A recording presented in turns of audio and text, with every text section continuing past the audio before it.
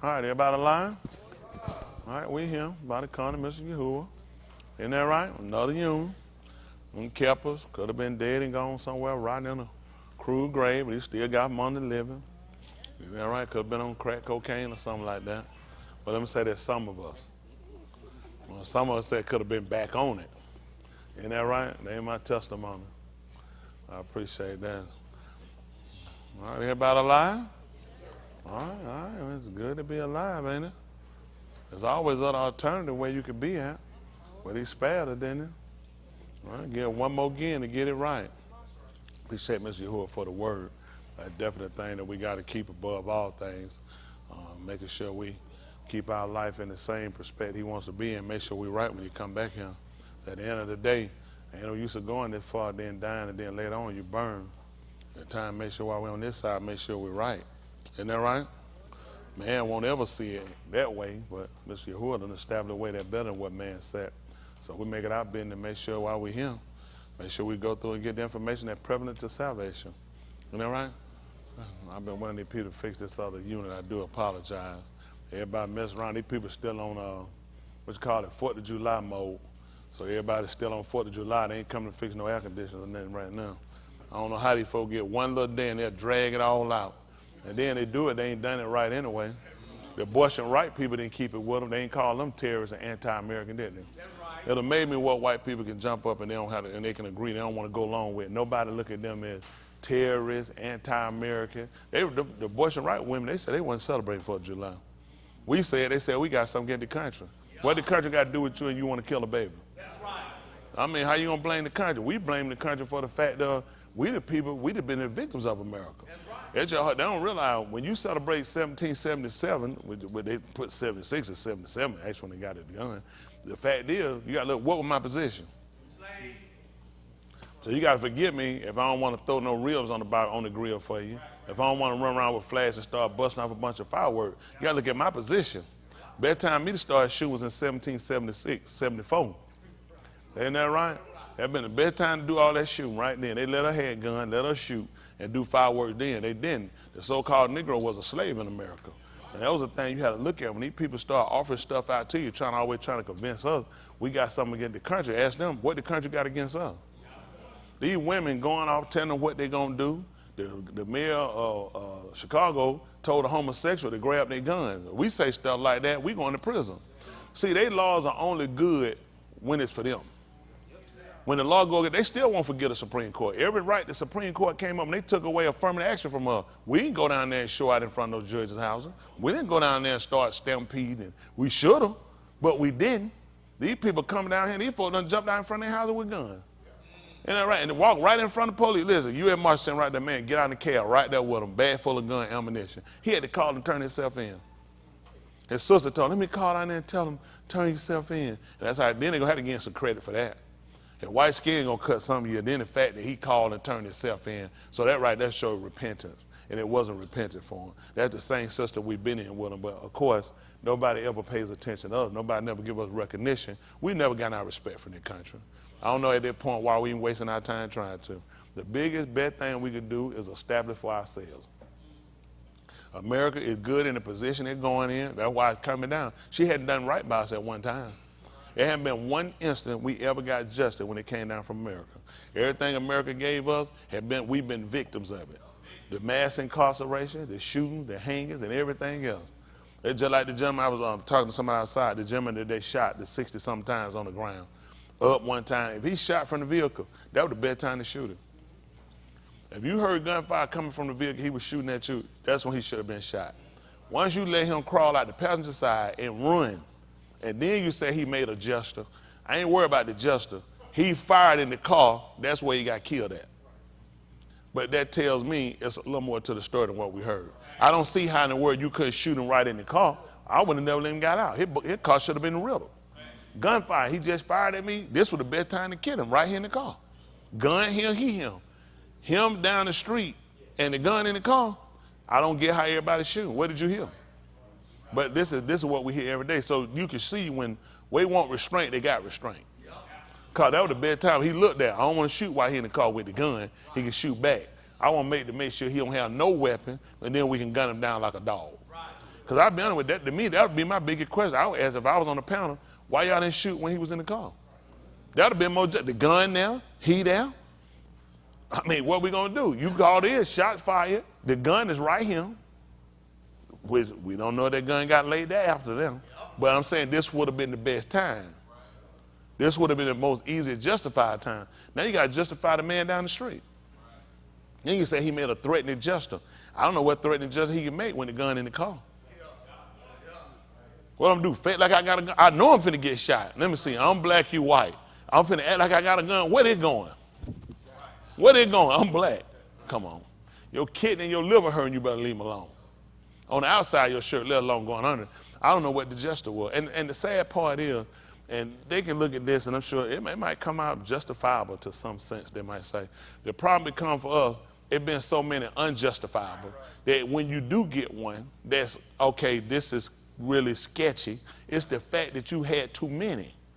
So you know what I'm saying? This is the one that they said, the one that break the camel back. You know what they call it? The straw that broke the camel back. You got so many of them. So at this point, this is something we've never gotten. We've never gotten judged. Breonna Taylor still dead. Nobody arrested in that. So nobody can explain why they laid the land up here, body riddled with bullets, and she was naked, and she gone, and she in the grave. Nobody get arrested. Right. Nobody going to jail. Nope. Nobody. The guy who did it. He said he's apologizing. One, he shot while he was at one of them started shooting from stand. He was on the outside. He didn't go inside.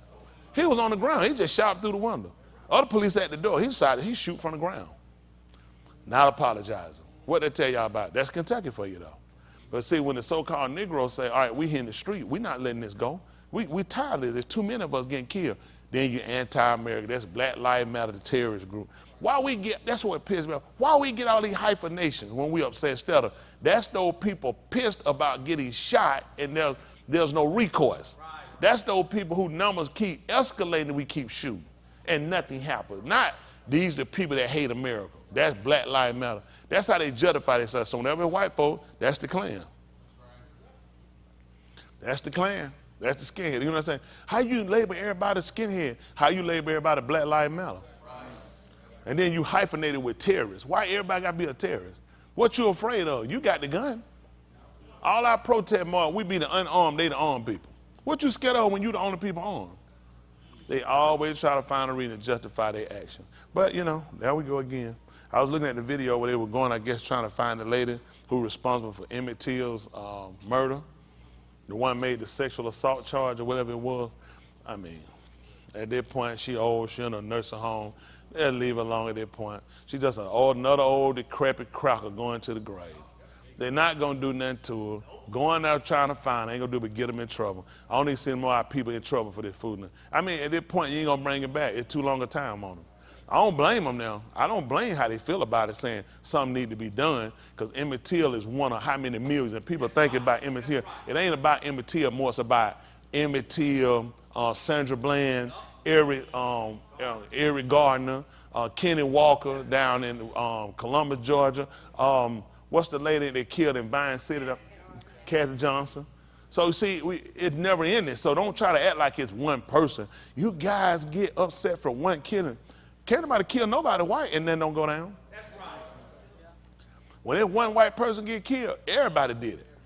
But when we start saying, where's all of y'all? You can't do that. You can't stereotype. See, everything they tell you, that's not what they do. That's why we can't continue to let them control. You can't control our behavior to tell us when to be upset.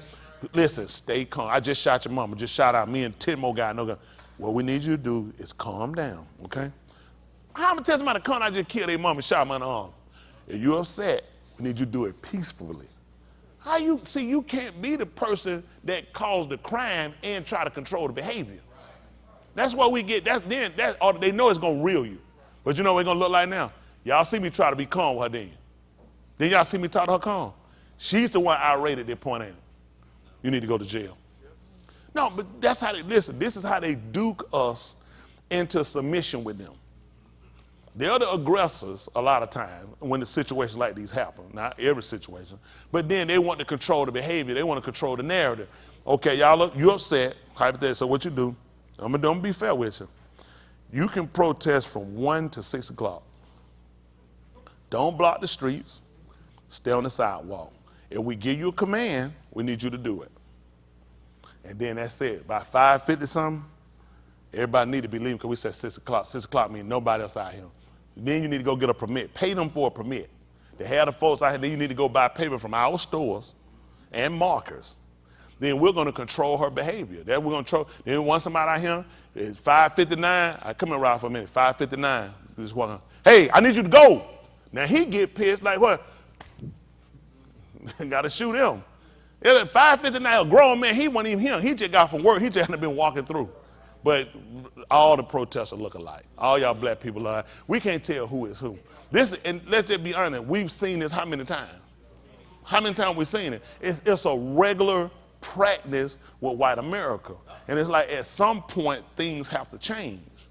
You can't control everything. This is how you get white people. You got to march peacefully. You got to know how to protest in silence. You're not effective. It's never been effective. If we was effective, we should have got something done the first time. I asked him already, just tell me one thing the king accomplished. Go talk to the trash workers in Tennessee and ask them how good it is at working up there. Ain't nothing changed. You in Tennessee. All the stuff that he said he motherfucker, what changed? Black people willing to go to the back of the bus. We don't even want to be up at the front. You in that bed, you tired, but you say you want to sit back, which I don't blame her. If I pay my money, let me go back here by my choice. We don't have a problem with sitting somewhere. We don't want to be told where to sit when we pay our money. That's the problem. It's like, look, black people going back. It was never a problem to back up. It's the fact that you were saying, get out my seat, let somebody white sit here, who paid the same amount of money I paid, which all the seats are open to first come, first serve, and now I had to go to the back by force. Versus now I go back there and say, that's why I want to sit. I don't want, well, see, that's shaming Dr. King. Well, tell Dr. King asked to get his own bus. Isn't that right? And tell him to tear all the back seats out and just have the front. Tell him to cut it off and have 4 seats in the front straight cross. When I ride Dr. King bus, I sit on the front. But when I'm riding this bus trying to get my ass home, I want to sit in the back because I don't feel like folks ass in my face. I don't feel like keep moving out the way with folks. I just get on here and sit to the back, let these folks get out. By the time I get my stock and walk out. So it's a sign behind where you sit. Get the wrong place, you'll be doing it the whole time. Excuse me. Somebody got to get, as soon as they got something, I'm doing it the whole time like a swing door right here, the whole time. Whole time saying somebody saying him, ass in your face. Every time the bus stops, you're like, are you serious? Folks terrible. Everybody about to fall. Then that thing here, folks, they're going to hear, excuse me. Then somebody slowing them, fill up in your face. You're like, oh, I got to kill this joke. I mean, it's terrible. The bus, I mean, it's rough. Because some people can't hold on. But y'all done had that bus on your, how many y'all done had that butt head you doing like this? So then it's unfortunate. You're going to bump into somebody. Then this happens. Then you up against somebody. Y'all tell you trying to touch. You got your bags. And they're like, yeah, then somebody holler about Dr. King. Tell Dr. King ass come and hold these bags. All right, man, say quit throwing Dr. King there, and then it's bad. I'm not a hater of Dr. King. Let me clear it up. I don't want to look like I'm no hater of Dr. King because I'm really not.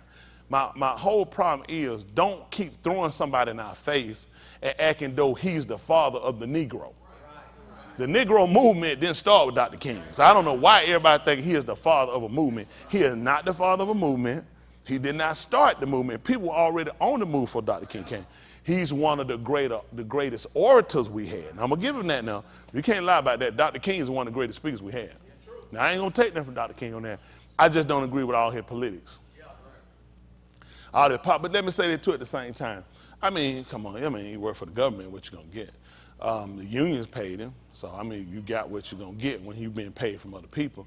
At the same time, you got to look at for what they knew. I mean, that's what he knew. What he knew, that's what he knew. I mean, they bought into a narrative, and it looked good, you know, following Gandhi. Gandhi hated niggas. So, I mean, so that made me watch you now. How many of y'all didn't know Gandhi hated black people? Gandhi did not like niggas. That's who King started. Him, Martin Luther, the other one, they people just, I don't know, just bad people. They look for a practice of trying to do what Gandhi did. Gandhi didn't like niggas. Gandhi wasn't no white man. They tell you, I tell you before, nobody like you.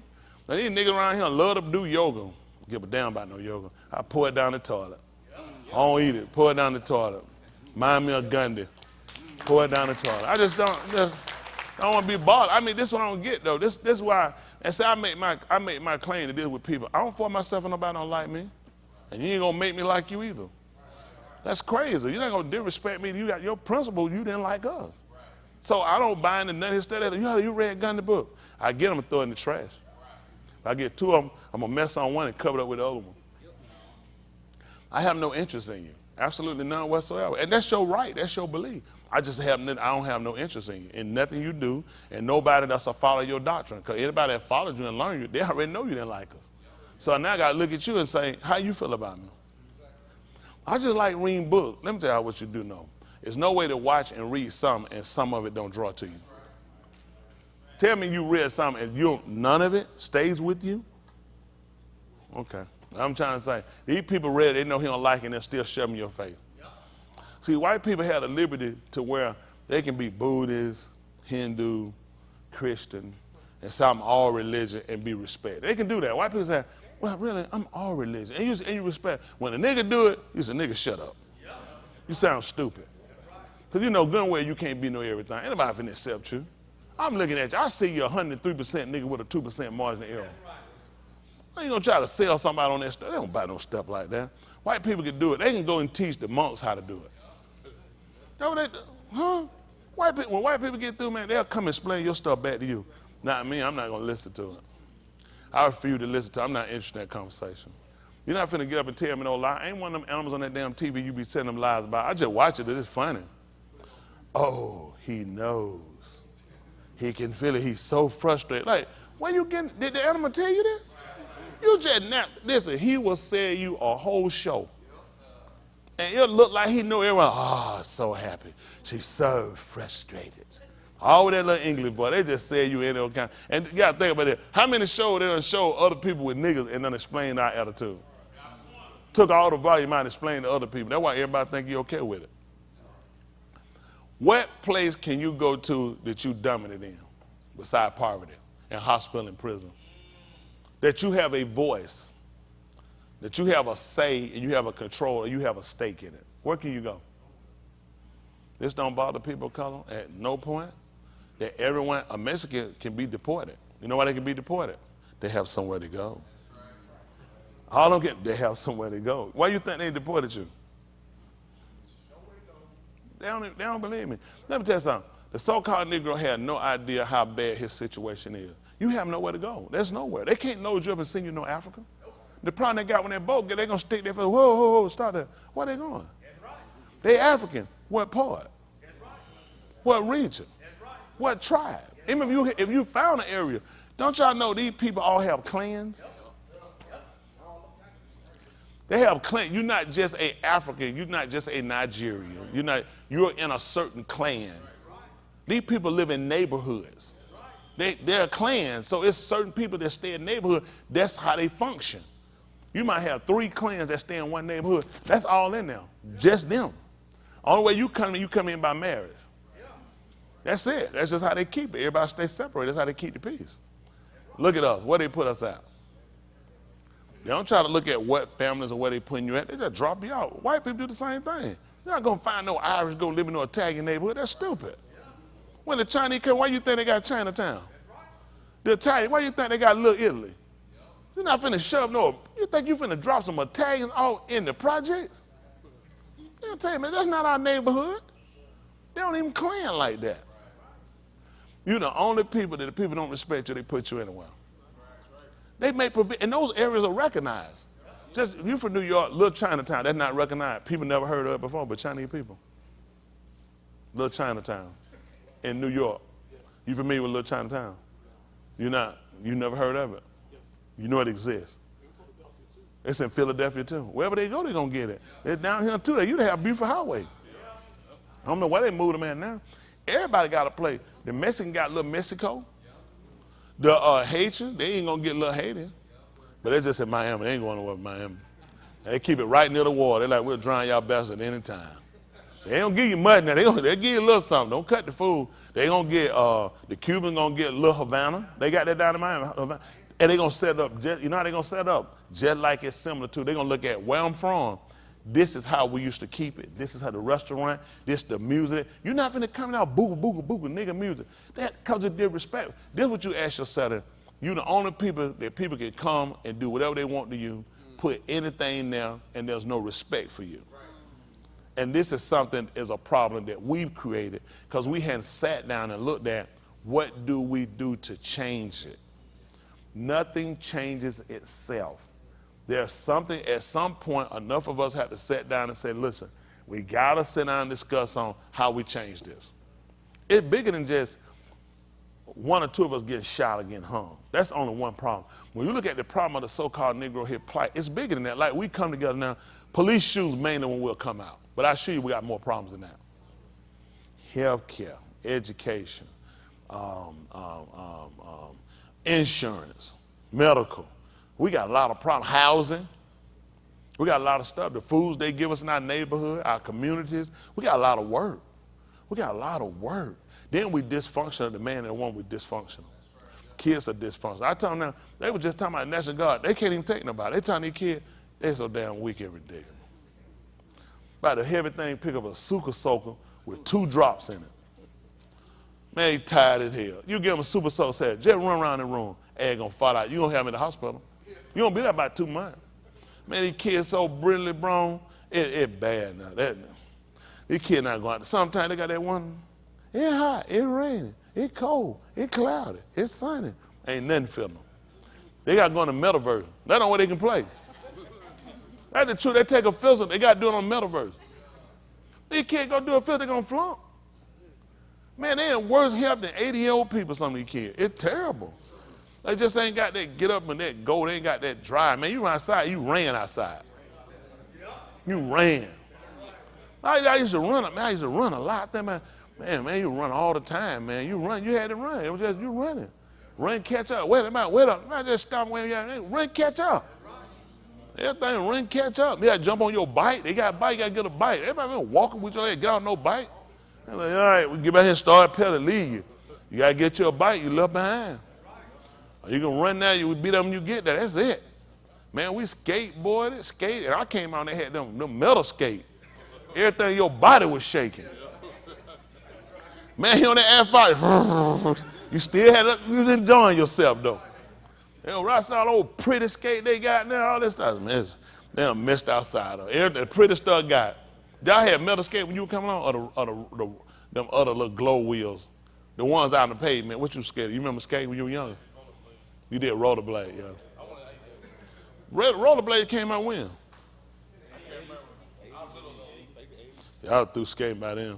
We were skating at they had to skate, like you go to skating ring. Man, I'm not buying them skates to be outside. Nigga, please, you must get the one you tie your shoes up, got that little metal scrap tied over your scrap, pull that scrap over your shoe, 2 of them, and tie your ankle up. That's all you getting.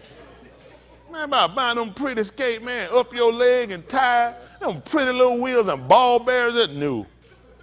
No, you, man, play. You had it rough, man. You had to get it, but it made us tougher. I don't even know, they still play throw up tackle. I don't even know what that is. Man, get the football, but throw it up. Somebody got to get it. Hit the ground, can grab it. Everybody chasing you to lay you out. That's rough, man. Shoot. Man, play it in the street too. Touch was rough. I don't think they ain't played touch. Y'all play touch football? I once said I touched the football before. Man, like playing in no gym, that was only at school. It was outside. Your life was outside, man. Nobody saying, man, you had a gym, you can keep that, it's outside. That's where the real playing was, outside. That's why you had to play it with them chains. They would tie them nets getting toward us. When you put them on net, put them chains up there. And when that go, you just got to shoot through the hole. They wasn't changing you wasn't getting no nets chain no regular. You got to play with that thing hanging down there, or you had no net at all. But anywhere it go, you were going to play. I don't know these kids. Do any of y'all go outside and play? That's tight. On the metaverse? I don't think that's a big thing. I'm going to do it. Man, you had to go to your friend house, get your friend, go out and play then. You got any friends in the neighborhood come out and play? Yeah, they don't do that no more. Man, the whole neighborhood, you had neighborhood. Folks come outside, everybody know, man, you go and put your stuff, take your school clothes off. Because they catch you outside of school clothes. That's the worst beating you're going to get in your life, man. I know you ain't playing them school clothes. Like, oh, this is going to be bad. You got to take them shoes off and get your old shoes with the bottom wore out on them. Just don't step in no water, your sock is wet. But you wet that thing just sagged down through that little hole out the while. You still had to make it work. Boy, them the good old days. These kids say, y'all don't do nothing now, huh? What y'all do outside now? So ride a bike. You know how to ride a bike? You use the stairs. Oh, you ride them. He don't ride a bike. He do? He don't. I could tell. He got them pretty glasses. You probably done fell and bust the side or something up on him.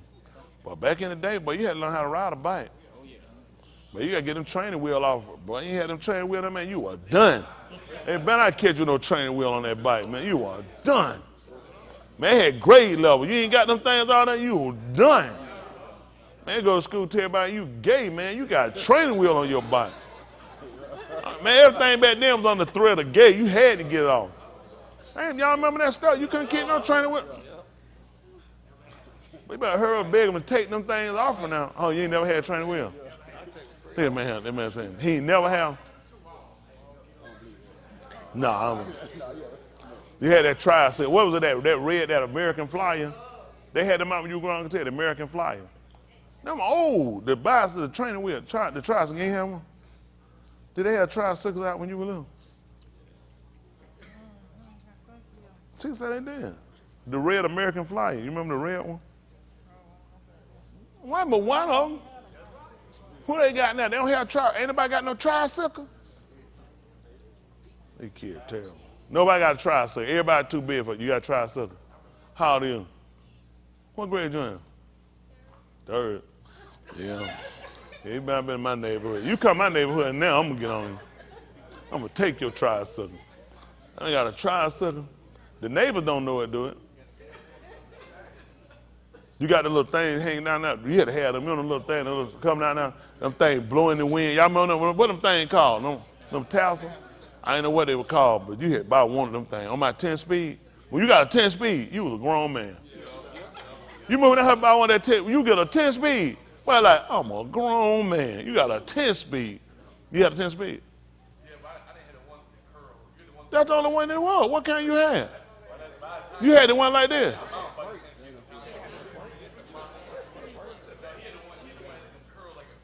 Yeah, I had the round horn. Man, yeah, and you had your brake and stuff. Y'all didn't have it. That's the real one. That swing, y'all. Oh, no, I ain't had that. No. Man, swing was $1,500 back then. You had to get a car. My first car was cheaper than a swing. You couldn't afford no $1,500 on no bike, man. You had to be extra white. If I spent on $1,500, you were white, you were doing that professionally. I don't know what and them bikes were so light, you just pick them up. They real light. I would have stole one probably. I don't know who I could have sold it to. I would know $1,500. But anyway, yeah, time done changed. Now we gotta get y'all. You outside again? No. Just gonna crack up in the house like a little egg. Yeah, I'll take my side. Nothing else, just sit them in the grass. Just let them sit in the grass. Let them just at least get toasted. You can't, y'all go outside. Y'all can't, outside is not a punishment. It was punishment we couldn't go outside. It ain't matter how hot it was. All you need was a water hole. You keep rolling. You know what, man, back then, we ain't even stink. I don't remember smelling nothing. These kids be stinking, they ain't even went nowhere. If we was standing there, I don't remember smelling no kid. I don't remember no kid smelling. I don't remember no kid. I remember one kid, 2 kids to mention. Well, they wrote a paper on why they smell like piss. They was all in the same bed, and they took turn pissing on each other, mom and chain. Yeah, it was in their skin. It was bad. They wrote a paper why they smelled like piss. It's a beautiful thing. It's a beautiful paper. They didn't change now. We elementary. We weren't there yet. But man, they had the piss just soaked in their skin. They come to school, they just lay there and just bathe in it. They had a younger little brother, whoever now, they just pissed every night. And all of them just roll. And apparently they never took no bath. What grade? They were 5th, 6th. What grade? They were black. Man, smelled like just, I'm telling you, yeah, they picked them kids. I remember, but you know what? This too you look at for kids. You know, we were kids then, so, cause you know, you don't have no pity for no kids and nothing like that. But you know, you don't realize the parents were the fault. Oh, them kids got Jones. It was bad on them. I mean, that whole elementary time, I mean, The piss went to another high school, and I was glad. I ain't honest. I'm honest. I'm glad it went somewhere. I smelled enough piss in elementary. I didn't want to smell it in the high school. But I mean, you just think about just how what damage. I don't know. The boy might be in prison somewhere, dead, or well, cause you figure that much mental. I mean, everybody know you smell like piss. The desk, your books. I mean, pretty much the piss is everywhere. So you figure you got that much piss in your body and all over your body. Everybody know it. So you just figure, man, that wrecked them kids' life. See, parents don't look at some of the stuff they do. Like you buy some stuff and you get to your kid. I don't care what they wear. I'm just gonna throw something on you. Don't do that. Don't do that, kids. Well, not now. These kids soft now. They'll play. We were rough, man. You wore some shoes, no name brand on it. You were done. Some jeans and they were just called pants. You were done. I mean, y'all know everything was about back then. I don't know. Is it like that now with school? Can kids wear anything? Y'all don't know. Y'all don't even know. You can't wear anything, can you?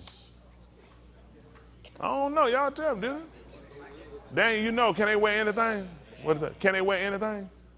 Like if I wore something, no name brand, no shirt brand, nothing. That's like kids won't say nothing about that. It'd be cool with that.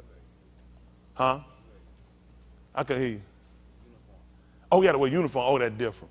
I know I said that's what they need. They brought the uniforms out because kids were getting Jones so bad. That's why they brought them out, honestly. That's why they put them out there. They were like, yeah, kids were getting wore out for wearing stuff that had no name. And they just say, you know what, you put them all in uniform and keep them focused. That's a good practice, man. I mean, you figure, man, parents spend a lot of money to keep them on. I was just my mom bought me some Calvin Klein jeans. They were $49 back then. That's in 80. That's in 83. Yeah. We weren't rich, but she just stuck herself out, and I sure appreciate it. I need to get through that year. Ain't that right? That thing help you get through them years, man. You'd be surprised, man, an Isaiah shirt could save your life. Man, we would come on. Champs was good. The ranking was, it was Isaiah first. Then Polo came. Kind of tapped them a little bit on hands. So either one of them shirts you can make it, then Polo like that. Polo just got Duckhead. Oh, yeah, Duckhead. Duckhead came with the pan, but you had to wear a Sebago with those. She didn't get my Sebago. I'm still pissed about that. Yeah. Yeah, I had all that. You had to have all that. You had to have. So shirts were Polo, Izod. I don't know if Duckhead beat them. It was who after that? See, that Tommy Hilfiger wasn't racing. He wasn't living back then when I was coming along. But who other had? Jackie. Panama Jack. Talking about that stinking cologne, the keepers in. That was a clothes. I guess it was my age. What age group you with me? Where you think you at, baby boy? Carol. Me and you was in chapter 1 together over there. You remember that? Me and you and Johnny got that man said, man, he said, you remember that time they told us we were dyslexic? I said, Carol, nobody know that. You remember we was in chapter? I said, Carol, I wasn't in no chapter 1. That time we was on that bus. I'm like, Carol, that was not, Carol made me get on the bus with him and Johnny Gilman. But Panama Jack went out when I was coming up. You had the Polo, Izod. Now Tommy went left. Who you gonna say? Who? Members only.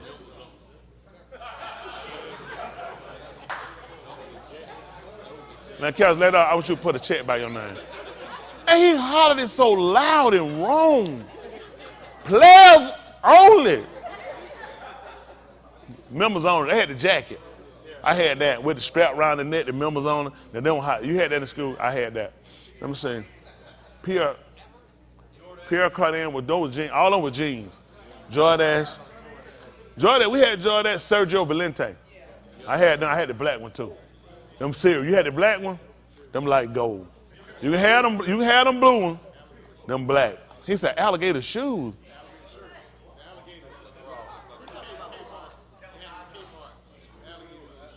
Wait, oh, you went to school in the country? No. That man said a shirt like that with an alligator from Kmart. Man, it'll ran you out of school. That thing had a Kmart on it. Oh, yeah. Let me tell you where you couldn't shop school clothes at. You better not got caught. No, that my whole element. J.C. Penney.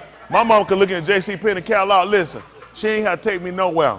She knew, she picked number A and number D, and she knew the side list, and they all that fit. She go out there, it come in a bag. You go to the pickup counter down there, J.C. Penney knew my mom, she coming.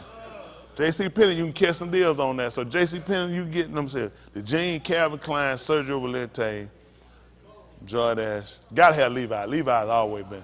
Levi always. You don't just. They wasn't nobody able to guess what for women. They had the guess jeans. No, that was coming on. They had a triangle. That was a guess. You had that on. Mm-mm. No, they ain't had no guess jeans. No, that was coming. I mean, but you know, some stuff starts. No, see, when I was coming, they ain't had no guess jeans for no men.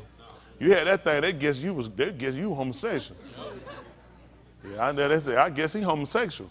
Cause back when I was coming, it was just the women. They had a little triangle. Y'all, how many y'all had? For women, right? They had guess jeans. You were coming on for men. That definitely had a jacket, but it's not all new to me, Carrie. This is all new. I just ain't used to it. They had a guess watch. They had guess pants for men, you can. Just the jacket. Malcolm. Did a ball have one? You know, he said that. Guess I know who kill you. It's your brother. No. But no, all of them was tight. Sergio Valente, Jordache. I'm trying to think of another hot one for men. How many of y'all remember the guy had chick jeans? I was gonna catch him. I was just looking for him. One of them, I had 5 pairs. You done? I had no chick jeans. They were for women. Y'all remember the chick jeans had a fun old pocket? They had some jeans called chick jeans. They were really for white women. Yeah, the black girl run out. Yes, sir. What they got? They know who? Lacrosse? No, they were Izod. Back then they were Izod. Hold on. This man is having a fever. You never bought a Izod from Kmart. It never. The man said he bought it from Kmart. No. Man, those shirt was so Izod. Never. You know he could have bought that Hold That Tiger. Remember that tiger? They had that little tiger on it. What you call it? Little Tigger. Ain't that nigga from Winnie the Pooh? No, his name Tigger. The thing on Winnie the Pooh, ain't his name Tigger? That one, no, it was called something. What was it called with the tiger? I thought that was it. It was the Tigger. I didn't know that was no Winnie the Pooh. Oh my goodness, I didn't know that was a Tigger. I remember they had the tiger. It was just called Tiger. Look it up. But you had that. Then you had the Chaps. Chaps creeped out, and Chaps had the cologne. I had that cologne to go with it. That Chaps was good back then. So Chaps was a big one. That didn't faded off. Yes, sir. What you confused? Let's unconfuse you. No. Lacrosse and Izod were one company. They were Izod. So when they broke up, see what they call in lacrosse, the gator, that was never called. It was called Izod. So they was up under one name. They broke up. That's how you got lacrosse is with the gator, and Izod just got the word Izod. It was never like that. It was always that was Izod. Just having it. So when I saw that photo, I was like, I went to jail here. Izod, I was like, Izod, I kept looking for the because all I knew was, it was way, but that was one company. Most people didn't know. They broke up. That's why you'll see Izod just use the name. You'll see the gator. You don't even see the gator hard. I don't know nobody got the gator. You gotta go somewhere and spend some money. That gator, who do? Lacrosse. Lacoste, yeah. I got the cologne, but I don't have the shirt. It's too little anyway. The gator shrunk. What you got? There you go, Chris. The ticker, right there.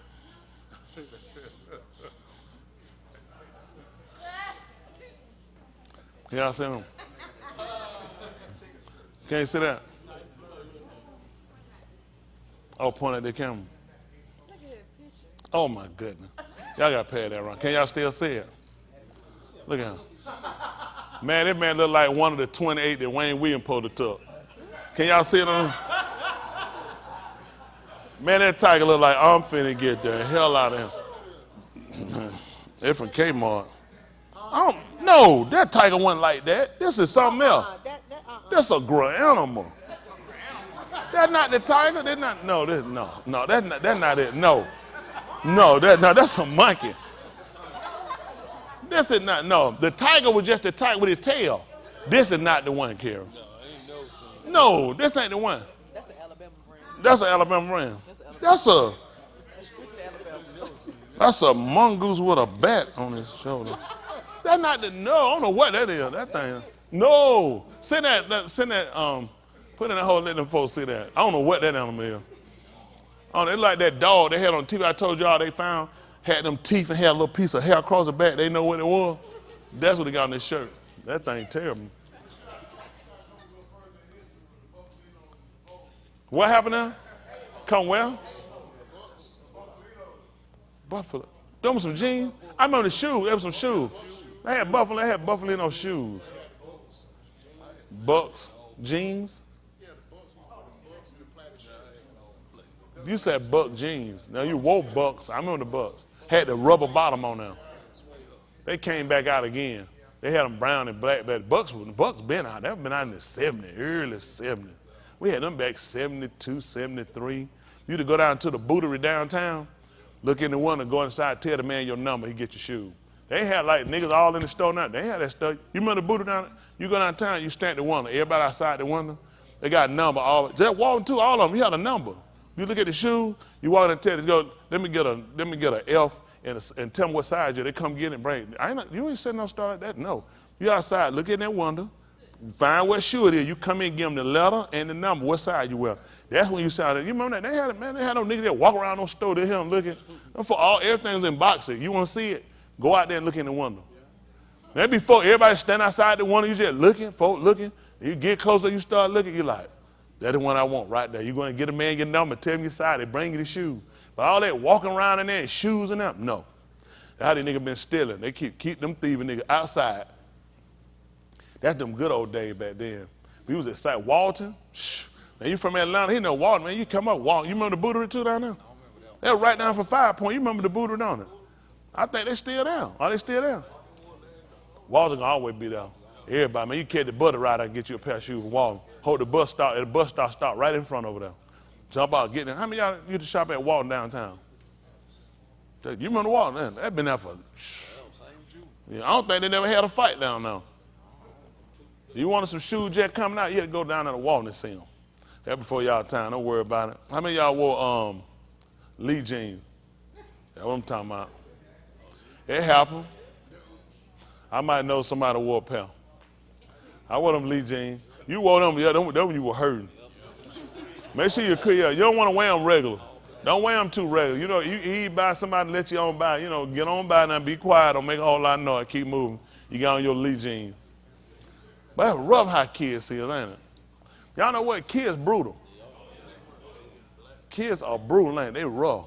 How many of y'all wore some no name stuff and got joned out and stuff like that? Damn, you want some no name?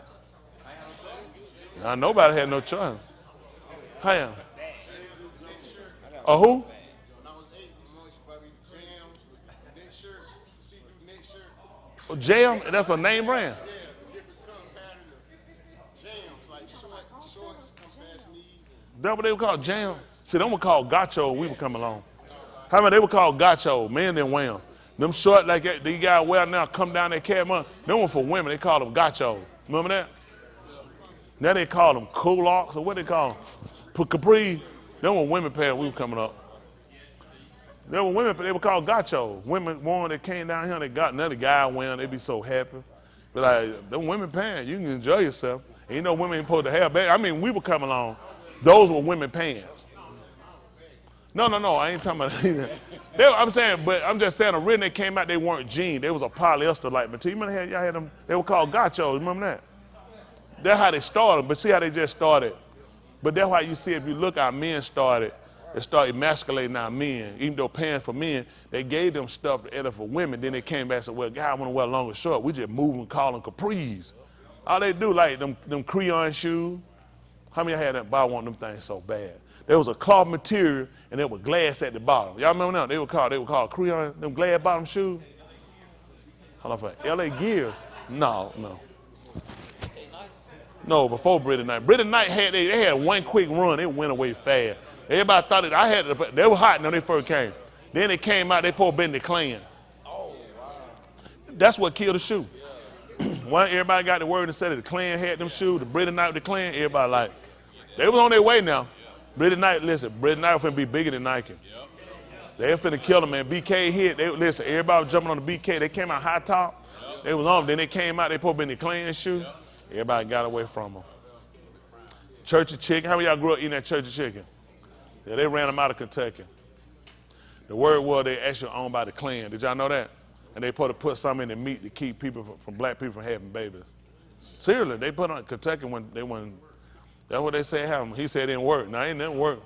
Niggas been laying. That's serious. That's what they came out with, Church of Chicken. They started saying that the Klan owned it, and they were putting some kind of stuff in it for black people to keep them from having kids. Now, you eat that chicken, boy, you can bust out some baby. It didn't work. I don't know what happened. It didn't work. I ain't gonna lie to you. That was the best chicken on the block. You know when you got good chicken, when you can make a crumb sandwich out that box. Ooh, boy, it be so many crumbs sitting in that box. Boy, you just really about to get the crumb.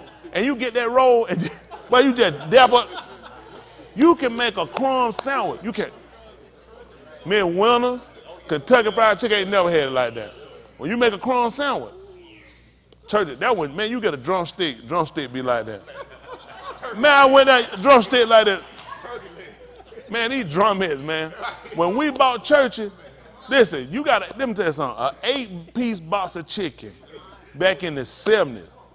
It was 4 of us, so they had 2 pieces of chicken apiece. I ain't gonna tell you no lie. We all ate. We ate chicken that morning. You could get churches out the refrigerator, dead cold. And, listen, man, you ain't meant nothing. When I tell you that thing hit Jetty, listen, I ain't never warmed it. You go in the refrigerator, you look at that box. The chicken used to grow back in the box. All right. Y'all laughing. It was 4 of us. Man, when my mama cooked the chicken, and she, like a store-bought chicken, you had to cut it. It was unheard of. You could never go there and buy no cut-up chicken. You had to cut a chicken up. You cut that chicken up, you got 2 breasts, 2 legs, 2 wings, 2 thighs, and the back. Let me tell you something. Man, we had 15 legs. We had 17 wings. Man, it was so much food. Man, chicken, lat. She cooked chicken, we eat it. And my dad had chicken take to work tomorrow. Days over with, man. You get one nigga sit down and eat a whole rotisserie chicken. I wouldn't split no rotisserie chicken with nobody. Man, you look at the chicken and how we eat through it. You didn't eat like that. A whole chicken? Man, that 2 days worth of eating. Man, you couldn't eat nothing. A grown man couldn't eat a whole chicken. I don't care how good you couldn't eat the whole chicken. Days over with. Man, one of these little kids in here. Xavier can eat a whole chicken. Rotisserie chicken, take your glasses off. Yeah, they'll drop half for it if you do. Probably keep your glasses on. But it's just bad. You look at how we done went now, how folk going now. Man, you eat a king-size Snicker, man, you eat on that thing about 2 weeks.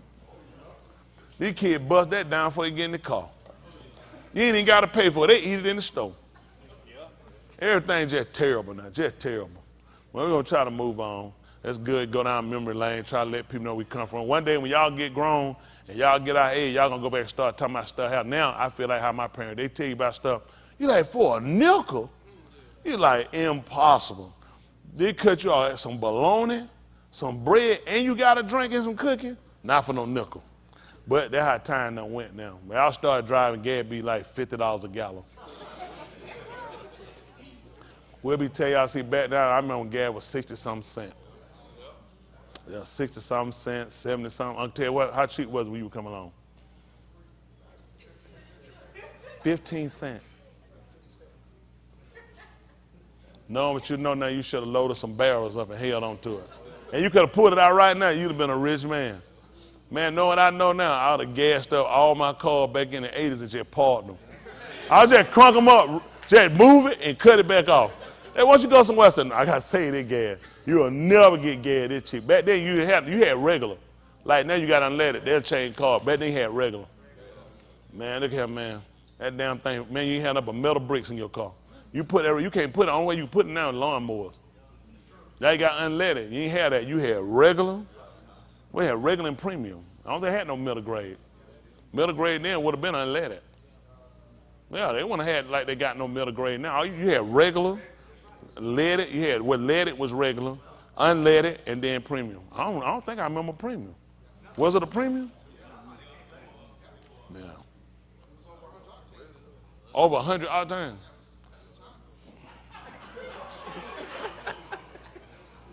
Now, Cal, you finna blow somebody damn car behind. Let me start this stuff right now. He ain't gonna stop. He just, as soon as you let him out, I knew he wasn't gonna stop.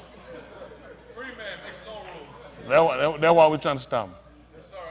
What it was 100 and what? Hold on, what was that? Yes, sir. Now, Cat, how long I know you, Lake Cousin? Now, Cat, how old are you, Lake Cousin? In high school. And the gas was, and there was 150 out, unleaded. What?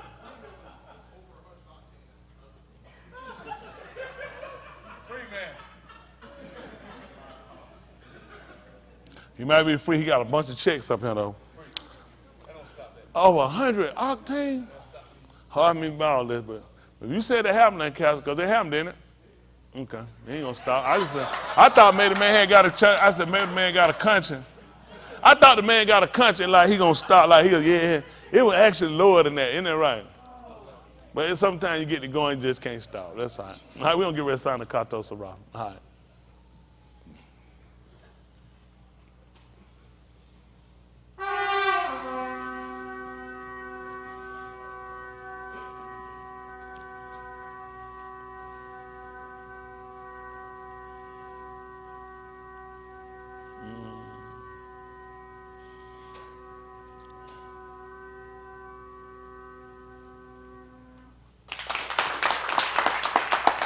Appreciate it.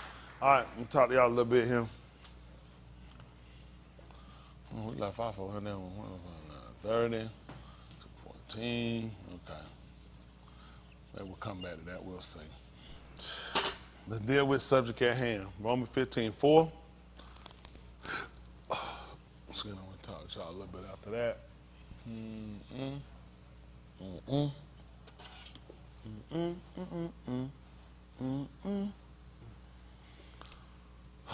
All right, y'all know what we're using. We're using the word program. So for those listening, if it's your first time, the King James Perversion. This is the Dewey Rim, which is the Latin. It's called the Vulgate, right? So we try to look so we can compare. That's how we can come up and we can configure. We're trying to configure our way out of this. Isn't that right? The only way to do it is to know where you're at first. People have been trying to, the so-called Negro have been trying to get out of his situation. The problem is he don't know where he is. So if you don't know where you're at, how you know where you're going? That's part of the reason why I kind of talked to you guys a little bit first. I want to get a consensus on where we at. If we see, everybody see ourselves in a different situation, I don't see how we're going to get to liberty. We all have to see it the same way. Even without salvation, we got to see it the same way, because the plan is meant for people to understand it. But in order for you to understand it, you got to be in a certain situation to where you feel you need to be delivered. A lot of times people don't feel like they need to be delivered. They kind of okay where they're at, and that's why you stay and you never grow. That's why it's good to kind of go over things from time to time of where you're at, where you come from, so you can see whether or not you got growth. Even when they come down to business, why you think they go back through their books? They do their books, see pays, come back, give it to them, so you can see what you did last year versus a couple of the years before that, so you can start to see where you make adjustments at. Well, the same thing happened to us when we come in for the word. We come in so we can hear, so we can see where we need to make adjustments at. Y'all got it? If it's working, then you maintain it. If it's not, then you need to correct it. Shooter. I'm shooting, but I'm shooting, the ball is going this way, the goal is this way. What I need to do? Get back to the same point. Stay here and just keep doing the same thing. I make adjustment. If I'm shooting and the ball is going this way and I don't see how to get it with my hand, then I know I need to move over. Some people don't adjust. They'll just keep doing, saying, it ain't falling, it ain't falling. You need to make adjustment, correct? When you're a shooter. Do you agree? Do you agree?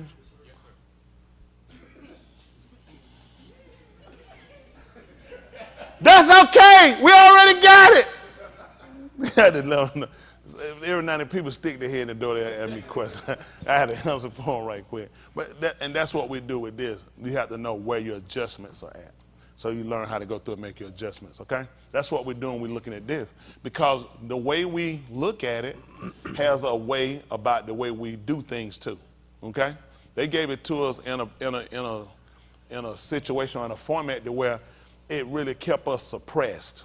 So any actions that we ever made against the system, to speak against it, like anybody that was ever a person that spake against the system or speaks against the system, naturally, Christians are the main people. They'll tell you that's not God, that's not God-like. That's not Christ-like. What would Jesus do?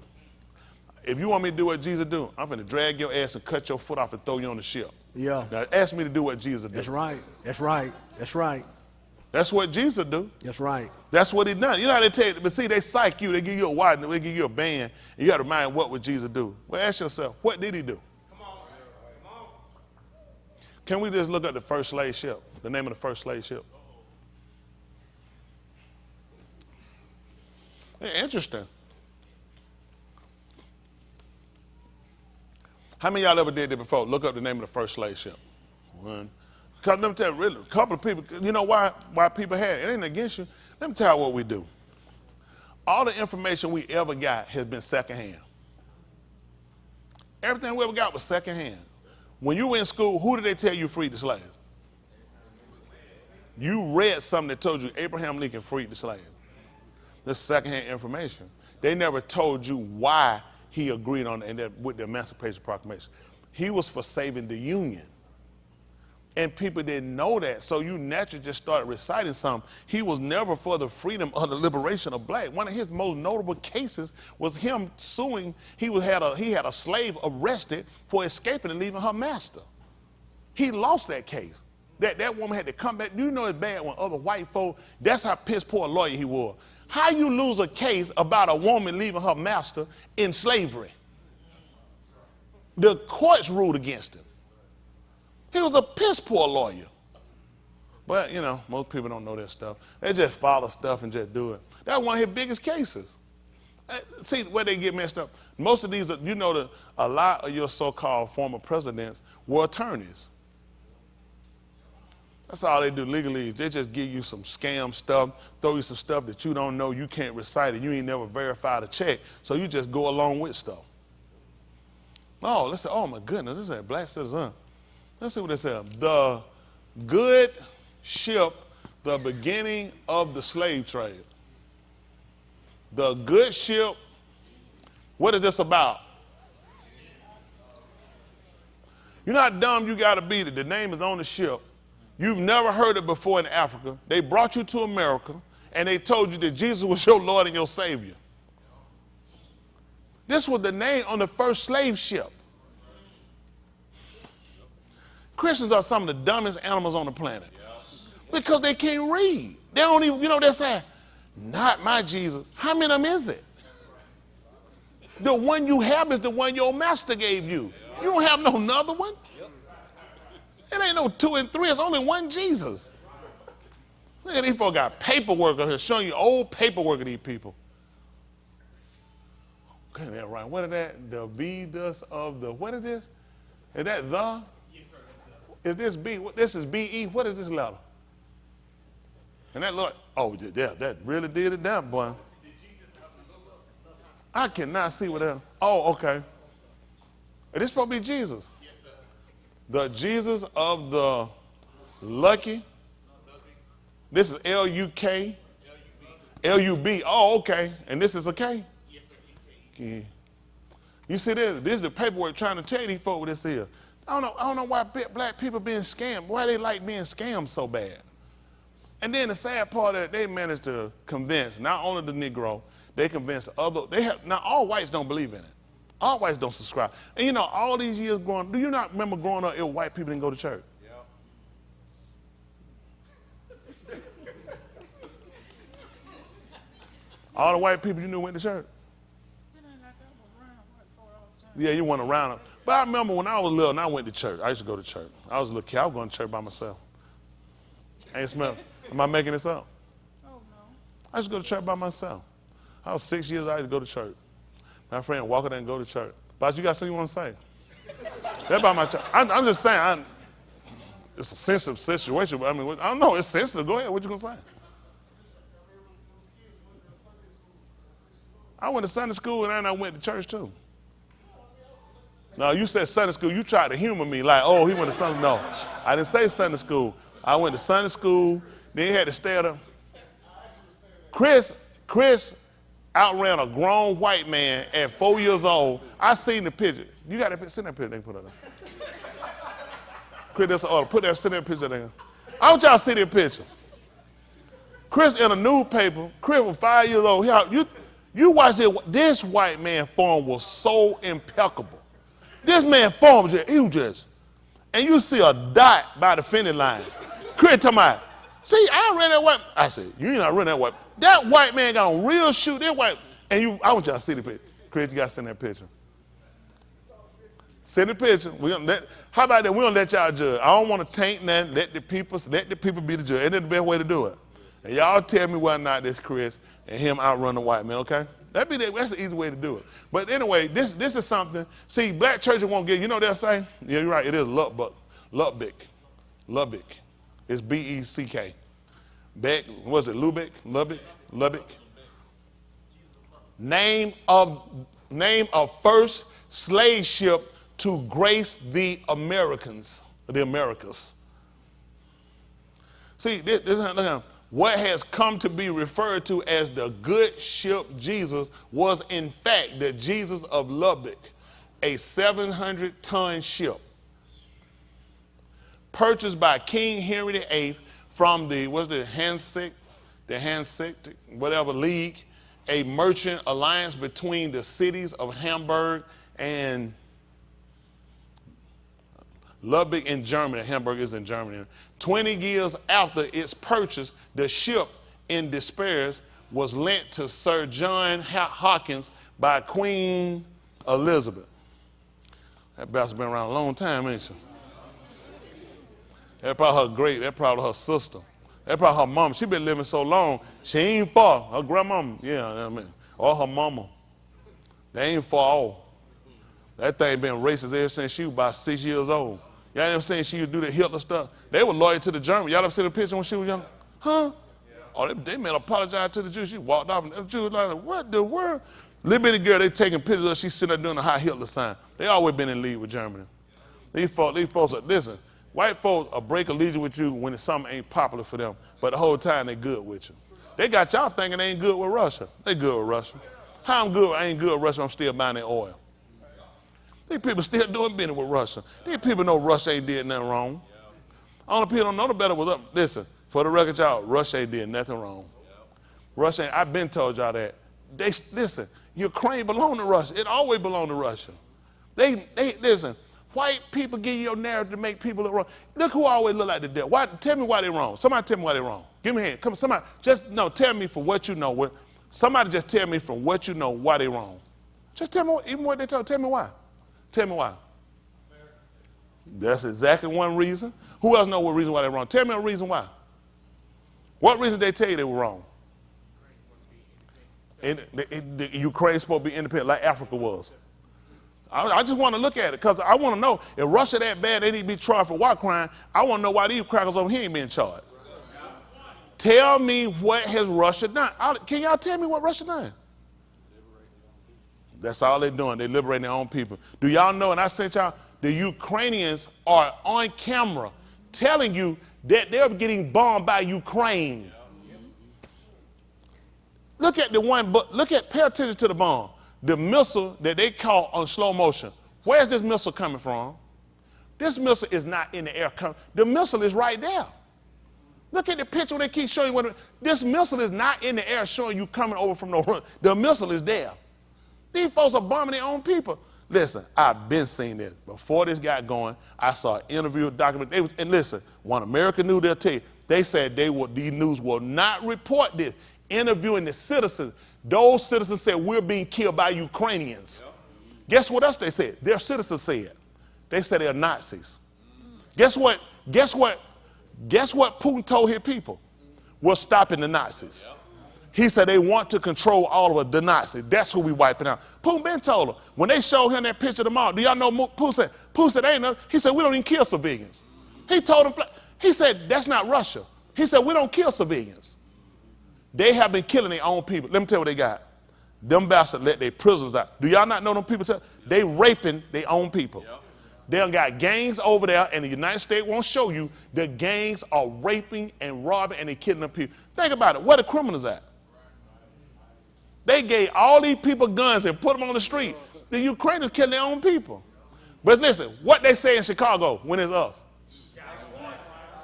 Say what you say about us. That these folks are killing their own people. See, white people ain't gonna never tell you the truth. They gonna cover up their crimes. Anytime something go down with it, what they holler? Niggas with niggas. It's always niggas killing niggas. Niggas can't get along. Can't nobody get along. In China, they fight. Who is it? Niggas and white men? Chinese and Chinese. All these folks, they always try to expand your stuff. Nobody gonna get along. Some people don't go along with your shit and they gonna stand up against it. They always try to make themselves look like black people the only people. Ukrainians are being killed by the Ukrainian government. I've been told they need to send no money over there. That's not a problem with America. That's a problem they got. When they came here during the Civil Rights era, they ain't see us. They ain't see the German shepherds in the water hole. They ain't see the burned cities. They ain't see the clans. Where were these crackers at? Ukraine, for the record, y'all can kiss my ass.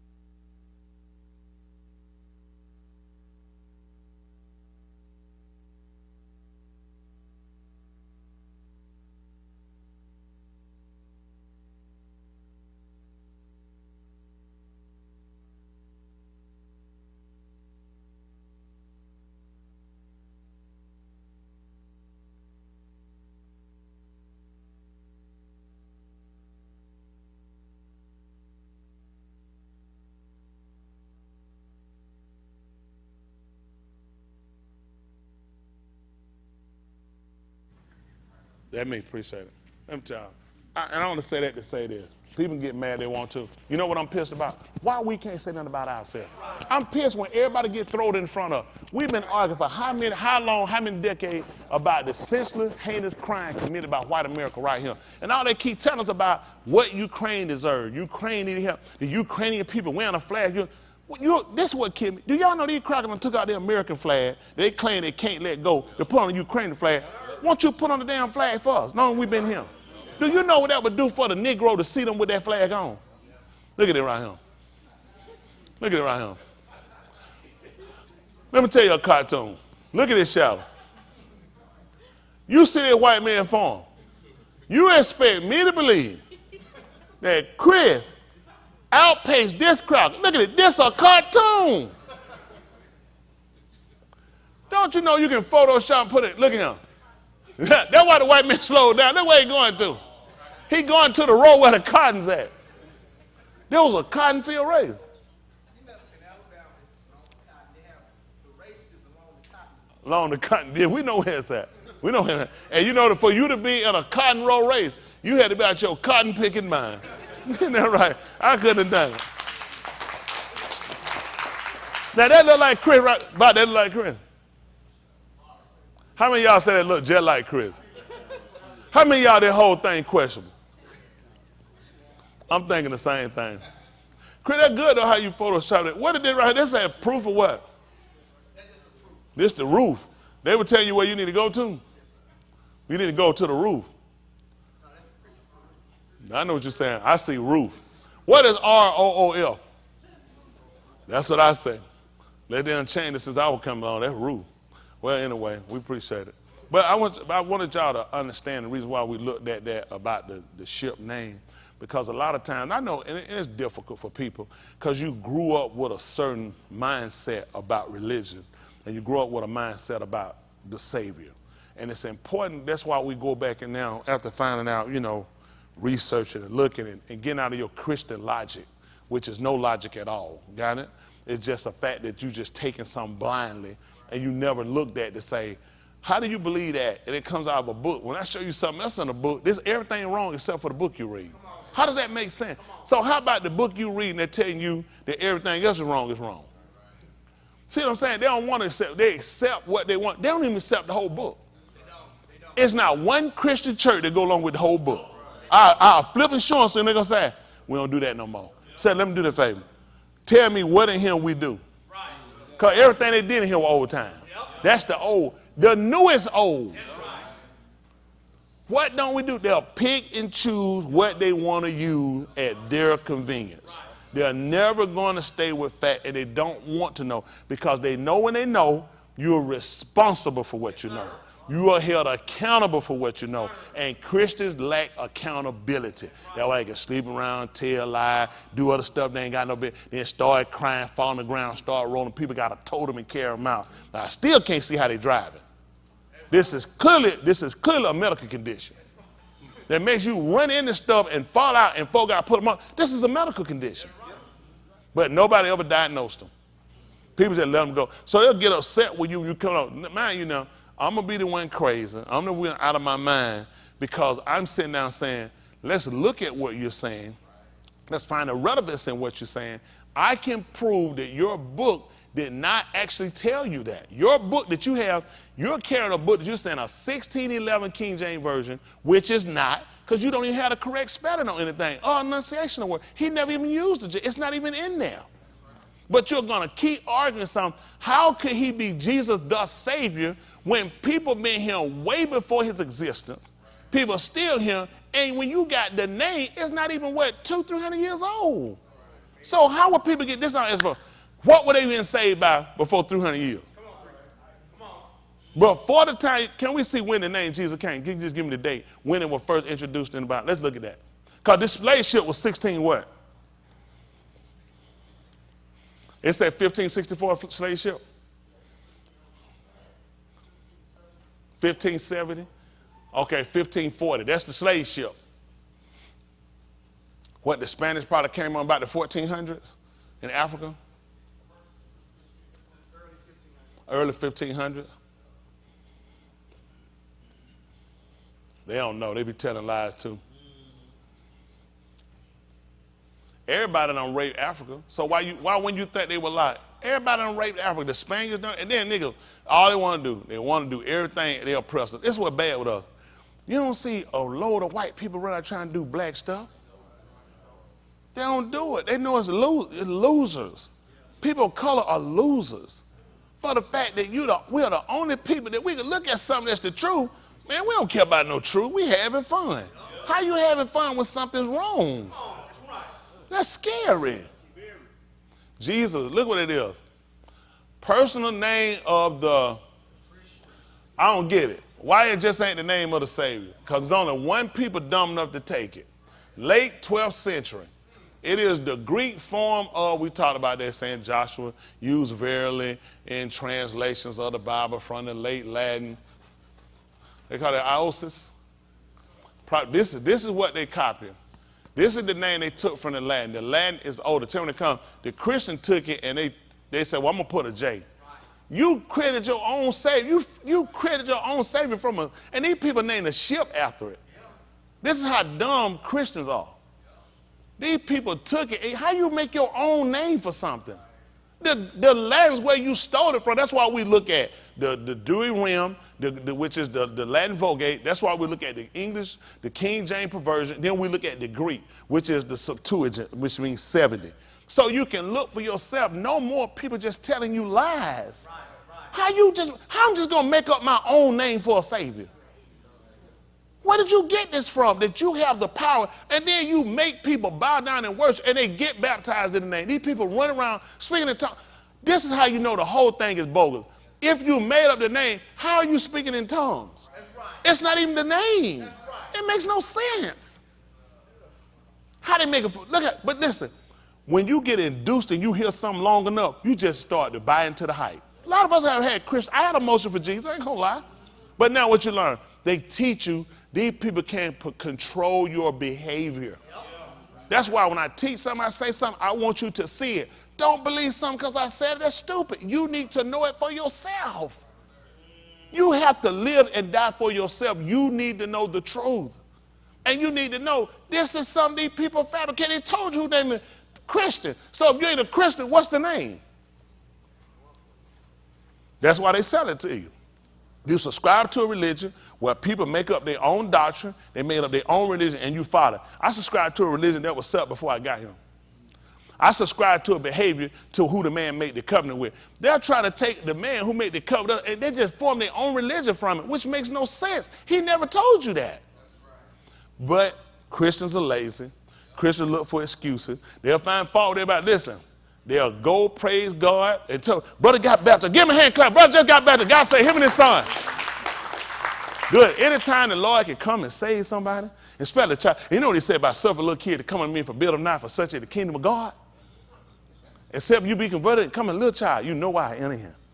Come in, good sit to him. Give a hand clap. Good sit to him. Appreciate him. Appreciate the brother. Him and his son, come on, God say, she gonna get abortion. Now we gonna fight to get her. This is all hypothetical. She's not getting abortion. She's looking at please, please, no. How we go from one breath to thanking God for the child and the husband and the family and getting baptized, save the soul, and now we finna pray and lift her up to Jesus. That he just let the Supreme Court let her get abortion. I am so damn confused. How did you do this? How do we just go from saving and suffering people to come and little children? Because this the kingdom. The kingdom of heaven is little children. I'm aborting babies. That's how dumb a Christian is. You're a Christian preacher, you're a government operative. It makes no sense. That's not even, you couldn't find in your best read. Say, Pastor, I don't even want to argue with you. Anyone in Christian, give me the verse. Give me the verse for killing the baby. Just give it to me. Hell, I pay for one. Give me the verse. They can't find, you know what they say? See, everything God got and in that book. He came and just told me, that's your problem. We need to be able to verify what you're saying. Because everybody said, it's shooters killing folks saying God told them to do it. So what make your mouth better than their mouth? That's why we try to let people see for themselves what's rational, what makes sense. These dumb people still, like Jamal Brown, he done messed around and messed through so many women, kids, everything. Underage kid, married. And then that's why he run, why you think he for abortion? Why y'all think why y'all think they for abortion? Yeah, they got to make sure, get rid of the evidence. Why would a preacher be pushing for abortion? It don't even make sense. You can't interline that with your teachings. That's right. Then you're going to go on the street and protest against police killing our kids? All the police got to say is, I'm just doing abortions. You're not against abortions, are you, rebel?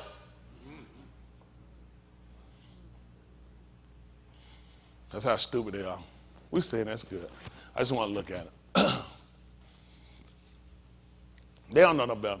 But I'm going to say they love their God and their Bible, so they're going to keep going. All I want you to do is just tell you, just open your mind just long enough to just look and see what's factual.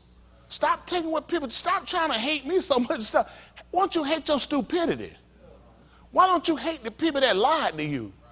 I'm trying to give you an opportunity to look and read for yourself, and you can see for yourself that what this man had told you is not factual. He said, but all these people, guess what? All these people wrong. And people don't want to believe that. You can be wrong because the numbers are large. We can say we're going to have a vote. We're going to go with the majority. The majority can be wrong. That's right. That's not, we just typically people use that majority on decisions. On decisions. When you weighing people, save people life and salvation, I don't want to go off no majority. Let's go with what's factual. That's right. That's right. Don't give me a savior from the book and then you give me a name that's outside the book. That don't make sense. At least stay within the parameters. They give you stuff and they can't prove it. Okay, let's go ahead. Let's go ahead and do it around. Come on, I'll get finished. Listen. For whatever Nikatab before. For whatever was written before. Nikatab for our Lamed. That's exactly right. Who that, Derek? Oh, that was you. All right, Brandon, I hear them ears finally paying off. That right. We through endurance. I just think, but you ever got an earring, but you gotta put a frying pan in that thing. You can't get no little regular like one of the little lube. They gotta hang a frying pan on there, so don't get one. You'll tear the lobe off. Just a thought. Anyway. And the coon of the Ketubim. We're looking for a reward from the writings. So yes, everything sir. we're trying to do is to make sure we're being taught from the writings. We can see it in the writings that through going through without giving way, not quitting, and the reward that we get from doing of the Ketubim of the writings might have tikva. That's what we're trying to do. We're trying to. That's right. We're trying to get an attachment, a cord. Isn't that right? Yes, sir. Hello. That's what we look at with a woman when she having a baby. While the baby in the stomach, she having an umbilical cord. That's how you feed the baby while it's in the stomach, through the cord. Right? So we're trying to make sure we connect to him so he can feed us. Since we understand how it works and understand what the words mean, that gives us an idea when we're reading, okay? So we want to look at something. Let's see if that's Ephesians chapter 2. Well, let me see what 2 and 1 say. Can I move down? My goal is not to hold y'all long because I want to talk to y'all about something. Ephesians.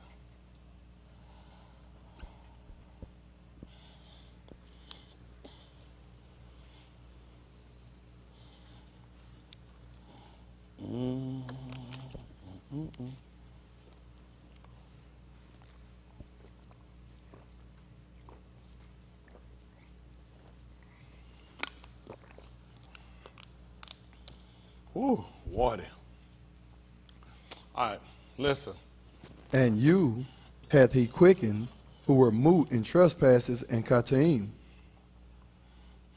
wherein in time past ye halak according to the course of this alarm, according to the shar of the power of the air, and the ruach that now worketh in the benim of disobedience. Well, unbelief is what they're saying. The Greeks, the Romans are calling it of unbelief, which call it disobedience. And the reason why they find it to be disobedient because you don't believe it. Hello? Yahushua told us, old fools and slow, what I say, to do what? Because of the fact we weren't believing. And it makes a difference. And when you don't believe, a lot of times people feel like they're okay. You get put in certain things, so it's got to be tested. Just like with Abraham. After Abraham proved himself with being willing to slay his son, that showed that Abraham had confidence in Elohim.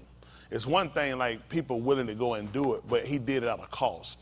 The Berith, which is the covenant that Elohim had made, which is the mighty ones Elohim had made with Abraham, which is our father, our Abba, was that he was going to, through him and through his seed, his Noon, the seed which was going to continue, that he was going to establish a GUI. He had enough confidence in Elohim. When Elohim told him to slay his son, he still had the confidence that Elohim would still be able to do what he said. For us, on a lot of our times, we don't have that confidence. A lot of things we have and things that work for us, we feel like these things will keep us from becoming, or doing what he said. Nothing can prevent what he said. Whatever he said he's going to do, he's going to be able to do it. And Abraham not only was willing just to slay it's one thing to kill somebody when there's nothing involved. You know what I'm saying? He had everything on the table. Because I've gotten rid of another son you told me to get rid of. This is the only one I have. And you said you're going to establish and make me a great GUI, great nation from my seed. So if I kill this seed, how's that going to happen? He never sat down to try to rationalize that, logicalize that with Elohim. He had confidence in Elohim that he would do what he said he was going to do. And when Abraham stretched his hand back to slay him, he told him not to do it. He said, because now I know that you will heart me and you'll keep nothing back. See, a lot of time for us, we have to be put in a situation so we can be seen and proven for ourselves that we'll go all the way for Elohim. See, a lot of us have restrictions. And a lot of times those restrictions will prevent you from doing what he needs you to do. A lot of times he can't really work the course he needs to do with us because of all the restrictions we have, the baggage, the things we're not willing to give up, the things that we fear, the things we're afraid of. He wants that fear to be more of him. Right. If it's in a heart you should have, it should be for him first. Who gave you those kids? Who gave you that wife? Who gave you that husband? Right. Who gave you that mouth? Who gave you them arms? Who gave you them legs? Who gave you them fingers? Who gave you them toes? Who gave you those legs? But a lot of times we will feel that though everything is in the control of other people. And that other people control them, they don't control them. Everything we have is in the control of one, but we have to come into that understanding. That if Elohim said he was going to do something, he's going to do it and nothing can prevent it. This is the same thing we learned when it came down to Yahushua. Let's see if that the book Acts of the Apostles, Acts of the Shalakim. They'll call it, the Shalakim means the sent one. There are no such thing as apostles. This is something they made up. Because, these Catholic priests, they call themselves apostles, which are really impostors. The actual name is called Shalakim, which means they are the sent ones. One single will be a shalak. That means a sent one. Y'all got it? But they gave us apostles. It sound good. So any Christian preacher come out and say, man, don't mess with me. I'm an apostle. I assure you, I'm not thinking about you because I already know. You don't have enough sense to know what you are. I know you don't know what you're doing. It's not possible you don't. Because you got to be willing. And see, like they said, what Tony Smith, he used to do, and Tony Smith used to be the advocate. He used to say, and they're exactly right, I did. And guess what I looked at? I didn't let that stop me from what truth is. You know what? It's a proof. Think about this. I could have easily kept staying with Jesus. I could have stayed with Jesus and kept going. I could have stayed with, but when you know something wrong, how do you do that? That's right. So guess what it looked like? That was a proof of what you'll do. You know how many preachers know what truth is and won't do it? They ain't gonna do that. I ain't finna mess up my money. This guy ain't finna mess with these sisters. No. They know it's wrong. They not finna. See, that's a test of whether or not is it about you, is it about him? I could have stayed with it. How many of y'all are immersed under Jesus? No, y'all moved and can't handle Jesus. Now, I owed y'all, quote unquote, to stay with Jesus. But that was a lie. This is your soul. This is the soul of your family. Why are you good with somebody lying to you? That's dangerous. That somebody will lie to you and your soul on the line. You know what people are? They don't mind. It's the same thing he told Yeshayahu when he told him now, go and write it before them on the tablet, on the scroll, and note it in a sefer, in a book, in the scroll. He said, before a time to come, that this was a rebellious people, lying children. He said, they won't even hear the Torah Elohim. He said, they'll say to the Nabaim, see not. They'll say to the Nabaim, don't speak nothing right there. Tell a smooth thing. Tell her things of deceit. That's what the church do. That's why people go to church. I don't care about what no book say. Long as I feel good, that's scary. That's scary. That you say that you'll say all your information, quote unquote, you got about it came out the book. How it don't matter about the book now? Because people not serious. Christian is just a lazy way of expressing yourself of being ignorant. You know what I'm saying? It's a relaxed way of being ignorant to things and you feel like you're okay. After all, am I going to hell by myself? Is that your solid? Is that your comfort? I ain't trying to go no, I'm not trying to go no shit. I don't care who else going. I'm talking about going to be a part. I mean, they had a thing years ago. It was only two things to worry about. If you're sick, either you're going to get well or you're going to die. They got to the last thing. They said, if you get well, there's nothing to worry about. And it got down to the dying. It said, and if you die, you're going to be in hell, and it'd be so many of your friends going to be there, you ain't going to have no time to worry. That was the end of it. It was the one of them. They kept talking about how it was only two things to worry about. It kept going, then it got on about if you get sick and you die. So if you get well, there's nothing to worry about. Now, if you die and you go to hell, they said we'll be so busy in hell having fun and doing, say, there'd be no reading the word. Do you know how many people read that and bought into that? Because they got to think about it. Hey, that is right. It ain't like I'm going to Greek imagination. It's Sheol, but ain't like I'm going to be there by myself. How are you getting enjoyment off you going to burn forever? Because how's that going to help you? It ain't making no cooler. Do you know how many people buy into going to Sheol because they look at somebody else going to be there with them? Man, I ain't thinking about nobody but myself. I can't see myself going to Sheol. Are you serious? Because somebody else going? That's your problem. That's your problem. I don't get it. All right, let's see. Listen. 2 and 22, 2 and 24, what they call Acts of the Apostle, but it's really the Acts of the Shalakim. Listen. Whom Elohim hath cum, having loosed the pains of moot, because it was not possible that he should be holding of it. Now, this is something I want y'all to consider, and that's exactly where I want to go. Whom Elohim has cummed up. He resurrected him up, having loosed the sorrows of Sheol, which are the pains, the prongs. Prongs are like something that hold you down and keep you. And see, when they see hell, because Christians don't really know the difference, they think the man been out in the fire. They ask them Christian. They say, oh yeah, Jesus went to hell. Oh yeah? That's interesting. Burning up. Yeah, but God had him on some ice pants, because they're so dumb. This is the grave, okay? There's more than one form in what he tell him, but the Greeks have put him in there. People, they don't try to think anyway. But he was trying to tell you that they couldn't hold him. And he was trying to get you to understand a consolation for us. The biggest fear for people, whether religious or non-religious, is dying. Dying, life being over, can't come back, that's the end, that's it. But this is what he told you. And his whole saying was that he knew that Elohim was not going to leave his Nephash in Sheol. That's right. Neither was he going to let his corrupt one see his Kudash one see corruption. So he said, whom Elohim has raised up, having loosed the sorrows, which that thing, the pains of Sheol, as it was impossible that he he should be holding by it. Let's back up to 22. Listen. Ye anashim of Yasharal, Shama these Dabarim, Yahushua of Nazareth, a ish approved of Elohim among you. By what? Miracles and wonders and acts, which Elohim did by him in the midst of you, as ye yourselves also know. So now you look at that, all this he did, this man was approved by Elohim. And he was approved by him because he did all the works that Elohim sent him to do. So that's what you got to look at. What works have he given to do, and have you done it? Well, I keep Shabbat. I go to Shabbat. This man did more than just keeping Shabbat. That man did some works. And these works said he was approved of Elohim. Elohim approved of his works. Why y'all think he told him, this is my Kabibi, which is my beloved, and we use it Ben, son. He said, whom I'm well pleased. He said, I'm well pleased in him. He was approved of Elohim. This is something that all of us are trying to achieve. Him being satisfied with us. But we can't do that unless we know what it is he wants us to do. People think that service. Years ago, we said we were serving the Lord, going to church. You know what we said? Serving the Lord. How you serving the Lord going to church? Right. That makes no sense. What service you doing in church? Right. Well, people, that's how bad-minded we were. We didn't know. We just thought that was serving the Lord. Yeah. Our service is in the work we do that he gives us. That's your service. Okay? Let's look at what he told us. Verse 23. Him being delivered by the determining counsel and foreknowledge of Elohim, ye have taken, and by Rash hands have crucified and slain. Come on. Whom Elohim hath cum up, having loosed the pains of moot, because it was not possible that he should be holding of it. Listen.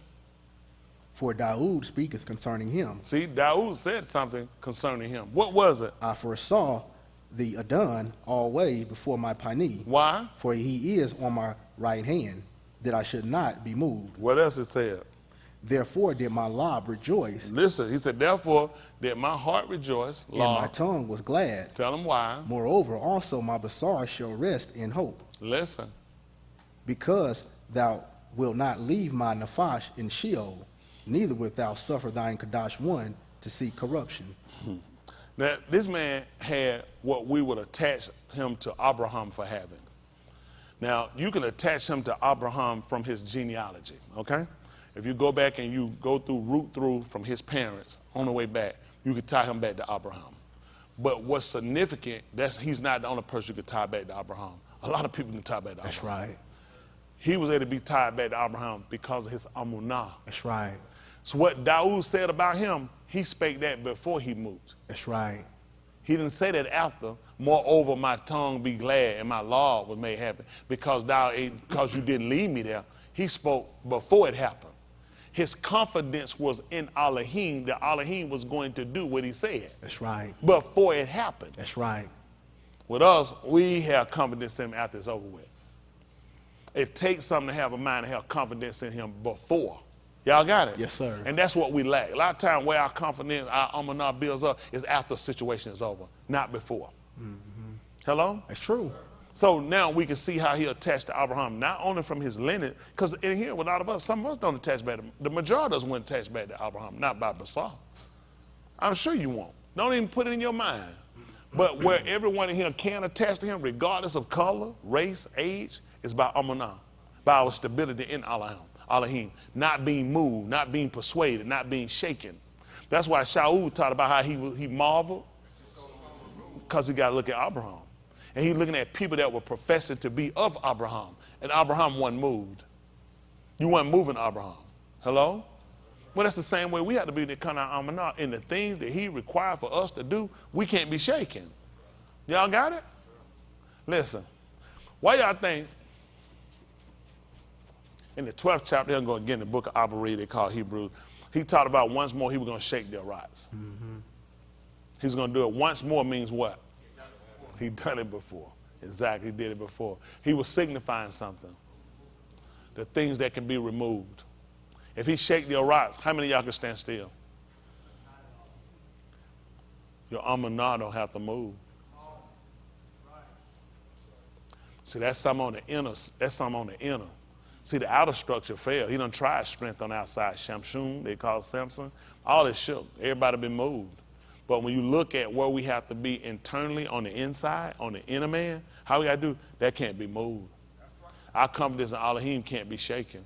It can't be moved, but it has to be predicated on something. Even when you talk about what he stated, when Daoud stated concerning this man, look at the teaching, how important it was when he was a child, rearing him in a certain protocol. You were taught how you supposed to do, train up a child. How? So when he's old, guess what he did when he got in 30s? He didn't move from it. Y'all see that? When his parents lost him, they was at Six Flags. I thought they was at the zoo. Well, they were coming from keeping the muhard. And he stayed behind. This was a place where he was accustomed to being. So all this was a part of him growing up, being taught, keeping these enforcements in place. A lot of times, well, y'all know everybody want to play, want to have fun with your kids, good. But at the end of the day, when your child becomes a man or become a woman, they're going to need stability out here. This place will shake you. Out here, these people will break you. So it's important that we have to stabilize ourselves with our amunah. Then regardless of what comes, our confidence in Elohim, it never move, it never shaken. Y'all got it? The physical gonna get shaken. You human. I could jump in your boo. Oh, you're not Abraham. You move. Seriously? That's the flesh. You ain't hit. Boo. I don't believe Elohim. That's different. I'm just saying that how people say that's different. Where this come from? Why would I? Why? I'm human. Why would I jump? It scared me. It shocked me. I didn't expect it. But see, that's how you think, and you'll be trying to build yourself up so you don't move if somebody push you. That's not what he's talking about. He talked about, and you copy be, you beloved. He said, building up yourselves. See that? Separated. It should be separated. Here's things you got to keep separated. Your amunah shouldn't move because of situations and things. Y'all got it? Our confidence in Elohim never changes. He's unwavering. Y'all got it? And he's looking for people to do that. Sometimes our kids not going to understand decisions and things we do. At the end of the day, where they at? They're kids. Did we understand every decision our parents make? But then as you get older, what do? You come to understand, even though it ain't about them just for us now. Well, for us then, them being saved for something to be right. It's the fact that when you realize, when you get to a point, you see things differently. A child sees things from what? A child's standpoint, with a child's logic. An adult sees things from, I've been a child, I'm an adult, I've seen these situations before, this is the best course of action. Y'all got it? That's what we have to do. We keep reiterating the same thing to them over and over and over again, over and over again. You know why? You want them to get it. At the end of the day, they got to get it. You know how many kids we got in the street dead? We lost the gangs. We lost the homosexuality. They got Christmas, and then they got this other stuff on the street. What's the newer drug they saying? The opioid. They got some, I guess the new hottest one. What they got? Fentanyl. All these kids now, but see, these are white drugs of choice. A lot of these drugs, not our drug kids, they gave our kids crack cocaine.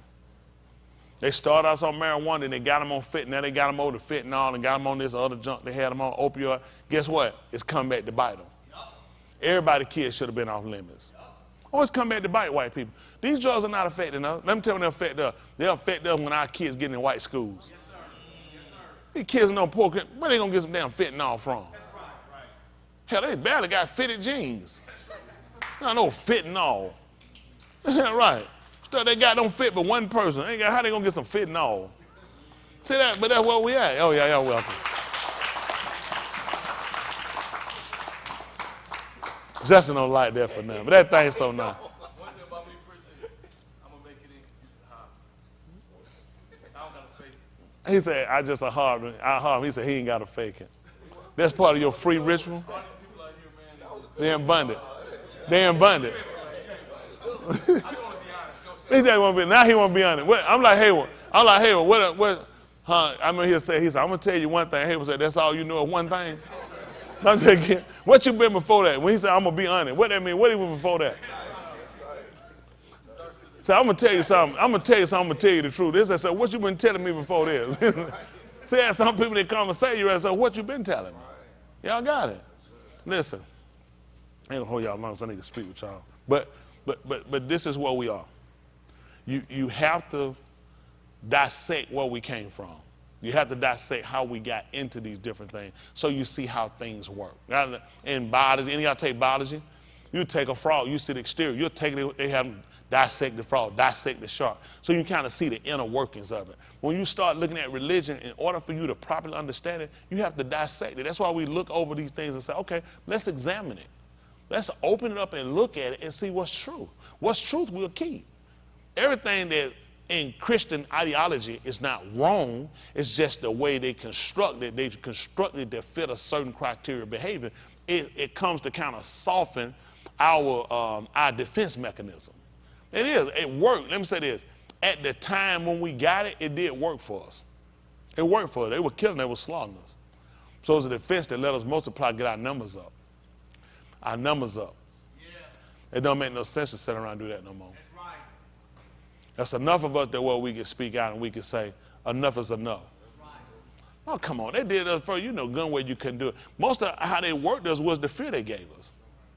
Why do you think that kept us from defending ourselves? It's the fear they gave us. It's the tactics they use. That white people say they can do what they want to say, and that's their right. That's not your right. It's not their right. Now listen, this is stuff that y'all don't know. They'll tell you this, that legally a person can say whatever they want to say. Y'all heard that before? That's their mouth. Do y'all not know that's not true? Legally, there are things called fighting words.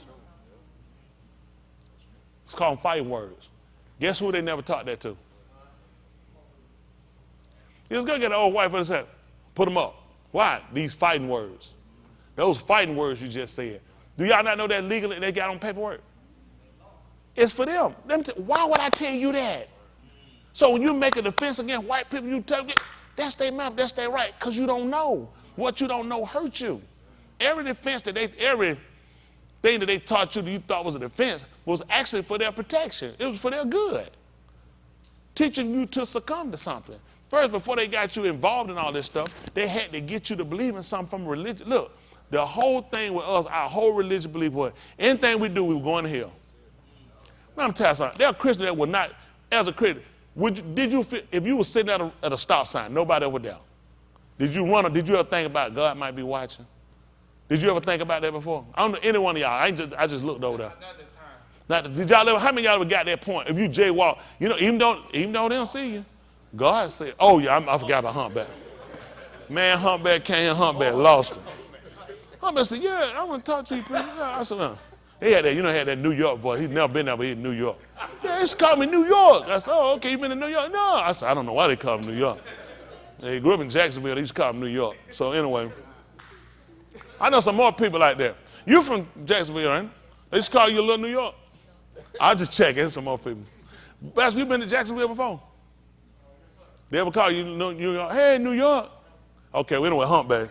So anyway, he called. He said, "Yeah, I want to talk to you about some of the brothers, and they ain't all going." I said, "Why?" He said, "Yeah, all of them ain't going along with what you be teaching." So of course I'm on the defense. I'm hearing brothers don't go along. I'm saying myself, they don't go along with what I'm teaching. So you don't say it, but my mind rattled. Well, I mean, what they brought it on down? Yeah, I seen a couple of brothers, man, he just jaywalked across the street. I said, man, he said that thing bothered him. He said, yeah. Said brother jaywalk. I said, it's tight. But guess what they did? That's how far religion carried us. It carried us to a fear that he felt like this was wrong. Listen. And the only way he told me that, too, he was trying to be a member at the time, too. That's one he was trying to get. I wouldn't take it. I was watching. He snitched on anybody. Somebody going there and don't flush their urinal. Yeah. All these brothers don't go on with y'all now. But the thing was, that just showed you how Christianity put such a damper on us. And now, people naturally, you attach your salvation. I just walked across the street, I just didn't walk through the car walk. I just sinned. I'm going to pray and ask the Lord to forgive me. These folk there is no book that is in this book you're reading that says you're going to burn and that you're a transgressor if you crosswalk. Show me the book where it said that you're supposed to obey everything these folks say. Because that the case, I'm going to show you one more donkey didn't do it. That's right. When they had everybody stand, he wasn't doing it. He sat down and then blocked the gate, wouldn't move. That's right. In the book. And you know what? No Christian preacher teacher. No. I ain't even got to make it up. It read plain what he did. That's right. Because guess what he looked at? And they clearly took, let's see right quick. I know we got to move from there. See if that's the book on Hadassah, No, not the second. Yeah, it is the second chapter. He's exactly right. Hadassah, chapter 2. They call it Esther. But Hadassah, and this is her Abari name. Let me say this now. If y'all see somebody say a star, this is actually the name they gave her, a star. They put Esther. See, the white folk took this and they changed it, they say it's an E type. That's why they say Esther. They said that I can't remember this, the from the Abari. Is this the or the olive? Do you know about that? Okay, the olive. They're saying when you enunciate her name, that the olive actually, by their vowel point, is an E type. So the olive, they're saying, is an E type. So it's actually Esther. But what they call her was a star. Where are stars at? That's how they looked at. That's how they show you your captives saw you higher than them. That's why she was elevated. She's the second high ruler in the land. Guess what? They honored the Shamash, under the Yared. So they put her somewhere, they looked at it. A star, that was her name. Hadassah is her Abari name. Okay? So this is 2. Drop down about 7, 2 and 7. What I put? Oh, I didn't even get that far, did I? I'm trying to let y'all go. Get ready to give me money. Let's see, 2 and 6. Let me see what happened.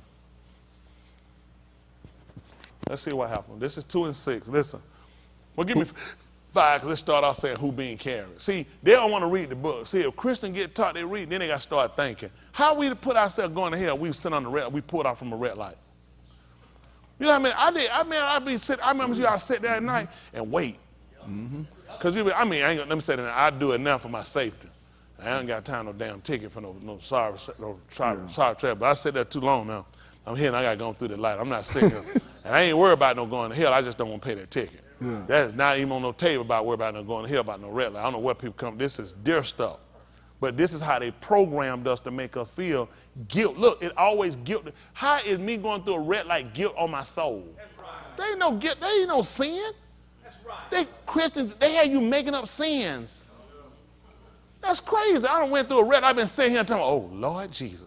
First of all, 2 people don't exist. Thirdly, problem is, why am I confessing? I know what I just did. There wasn't no accident. That's stupid. I'm going to confess. Now I'm finna burn in Sheol. God left a red light who been sent for. I went to a stop sign and I did a rolling stop. I slowed so slow, but they stopped. I went, oh, Jesus done seen that. What's going to happen to me? Nothing. He catch your ass, might go back into slavery. You better mash that gas and keep going. Let's see what he told you. Listen, don't forget, what side we got here? Latin.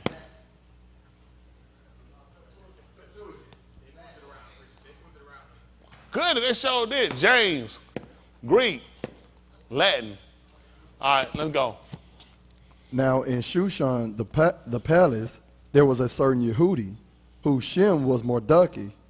They'll tell you Mordecai. His name is Mordecai. They actually gave Mordecai, and why they gave him the name, it was supposed to be a little man. It was actually the name they gave him to actually demean him. Little man, that's what his name was supposed to mean. It was actually an insult. I don't blame you. Hey, little man, got away. Man, kiss my ass. I ain't getting up for you. I don't blame him. Right. You insult him, he's like, I'm going to insult you back. Let's see what he did.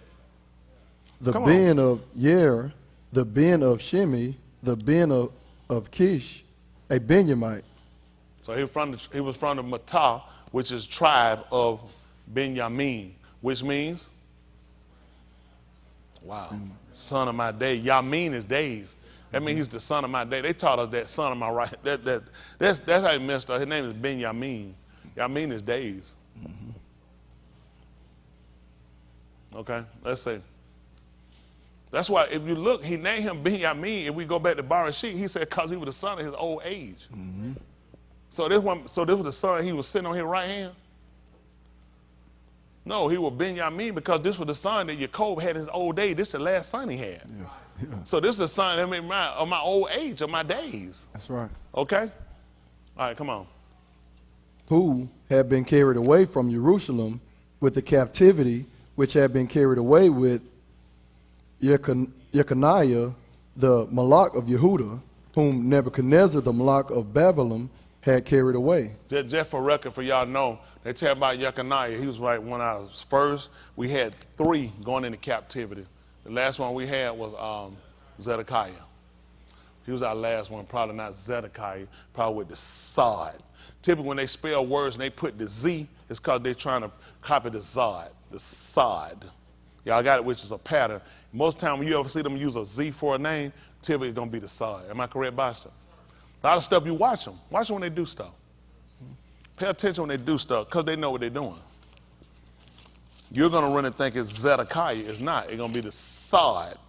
So the Z. See, the Z kind of makes the Sod sound. It's the Sod.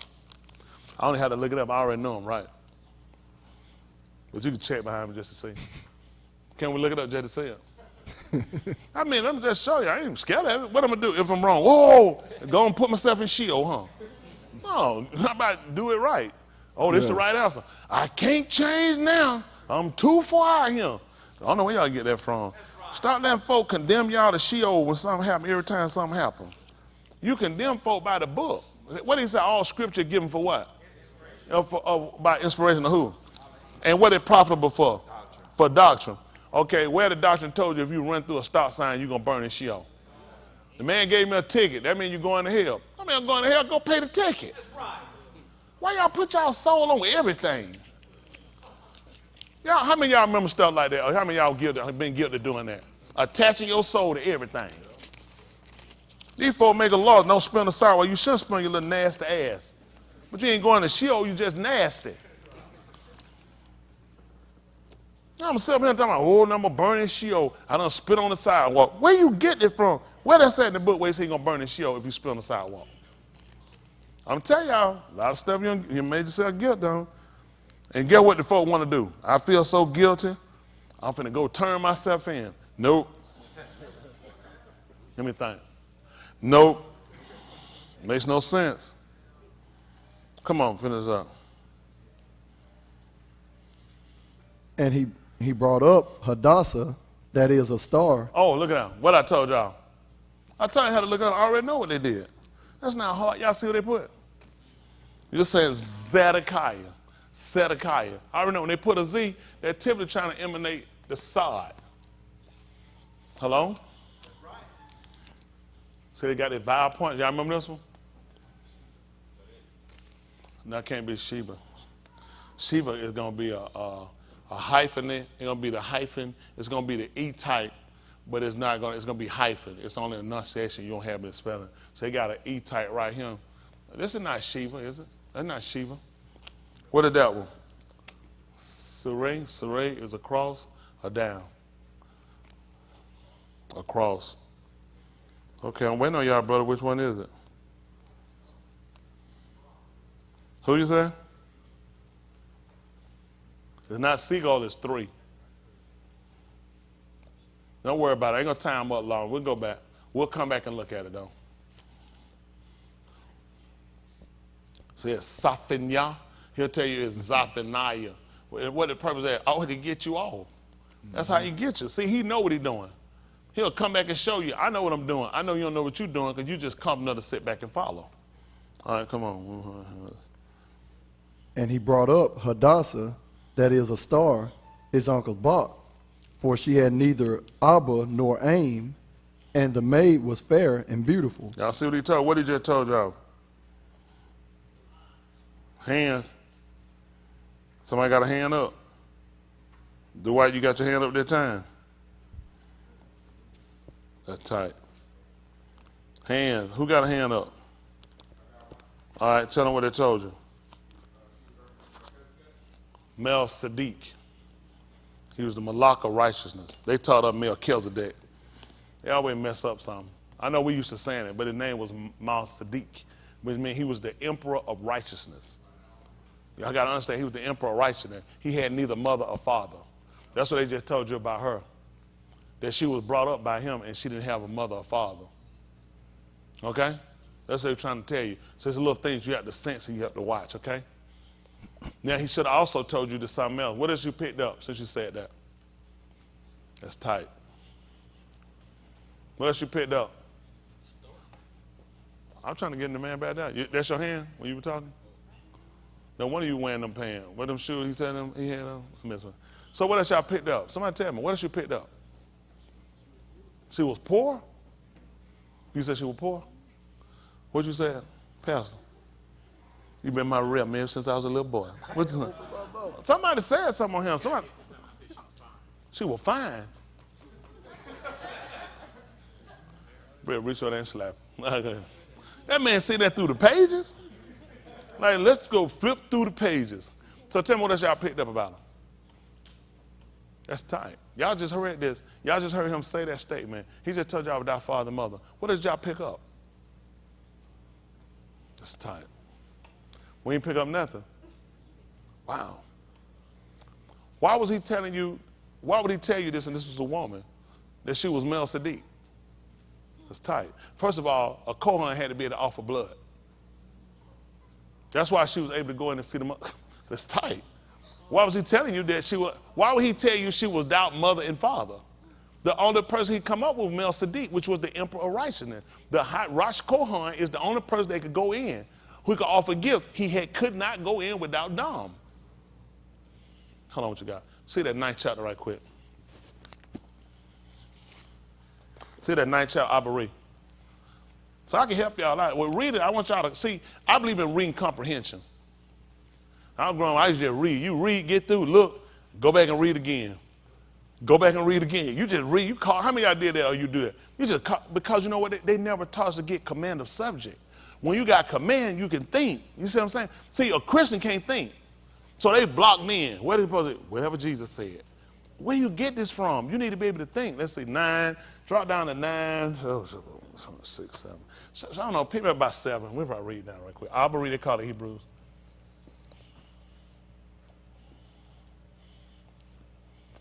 Mm-hmm.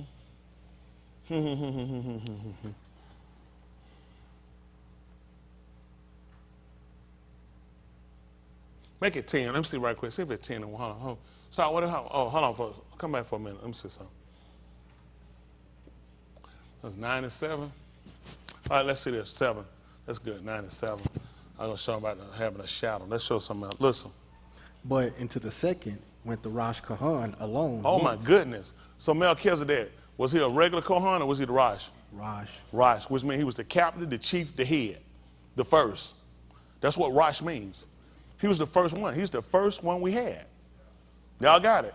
He came on the scene and we started hearing anything else about it. He had no beginning. When he came on the scene, he was already a man, already operating as the Malak of Sadiq.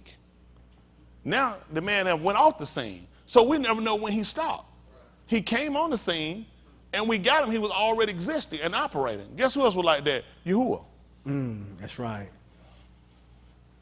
Yahuwah already existed. We caught Yahuwah. When he told her he started as a baby. He never told you that. He came on the scene. He was already existing. When Mal Sadiq came on the scene, he was not getting ready to be a Malak. He was already Malak. And what thing we couldn't figure out, when he started, that was just it. He didn't have no beginning. Then we want to know, when did he stop being a Malak? He never did. And then he came back and told you he was made like unto the Ben Elohim. That's right. He didn't tell you the Ben Elohim was made like him. He basically told you this man actually was patterned off of him. I didn't pattern for him. He actually followed me. That's right. I think that'd be called a paradigm, which would be a pattern that was set, for those that don't know what a paradigm is. I had to use that because Dave used the word today, and I know Dave never used the word. Dave said he used that word in the 8th grade. I said, Dave, what you in the 8th? He said, preacher, we were real skilled on it. He always eat. I said, Dave, them sound like chip. Oh, no, preacher, these ain't no chip. I know chip. I can smell chips through the phone. I'm a chip Alice. That's right. Chip ahoy. Listen. All right, listen. But let's see 6 right quick. I got 7. Let me show you something right quick. Listen.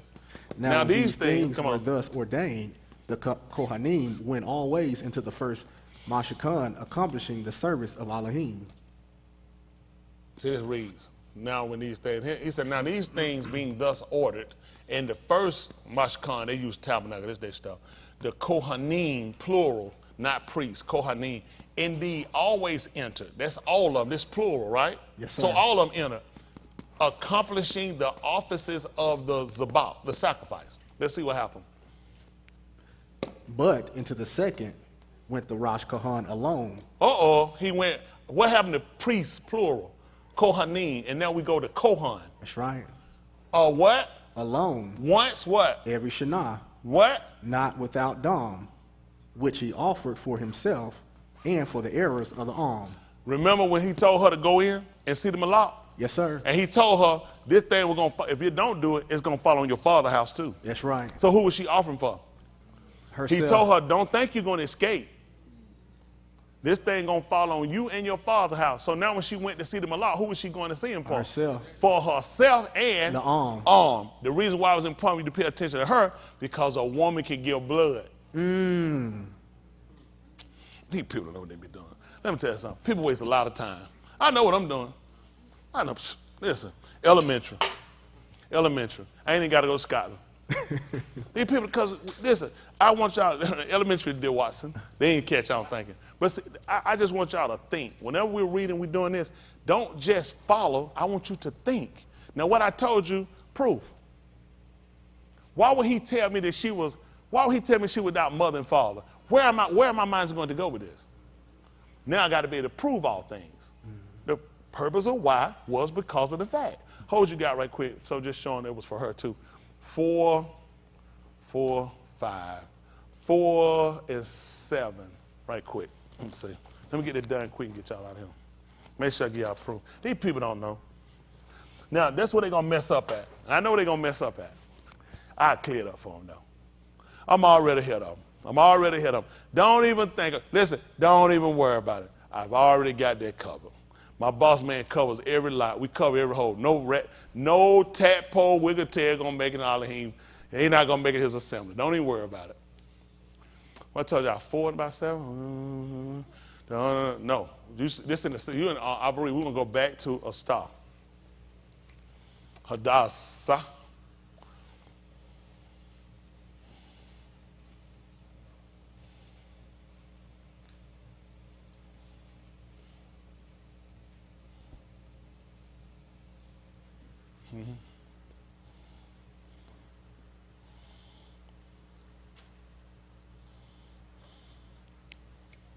Let me see 4 and 1 right quick. Listen. When Mordecai perceived all that was done, Mordecai rent his clothes He tore his clothes.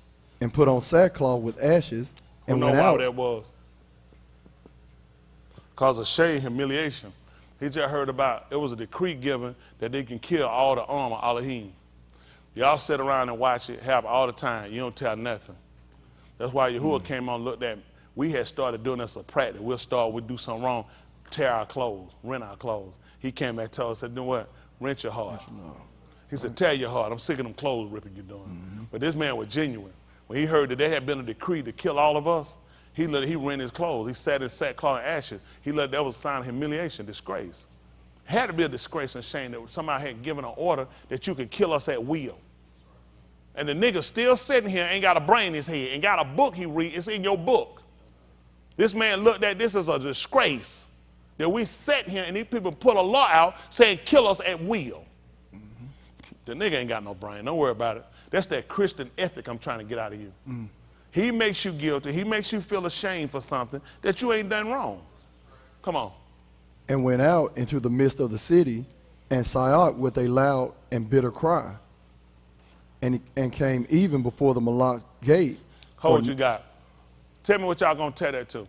Hands. Wow. Well, he just told you. But he went out into the street and cried with a loud voice. Wilson cried. Tell me why. No. What you got, Bishop, before I get up here? He cried. What happened? Okay. What you got? You heard the answer before you give me yours. You feel confident on your answer? Let's see what you got.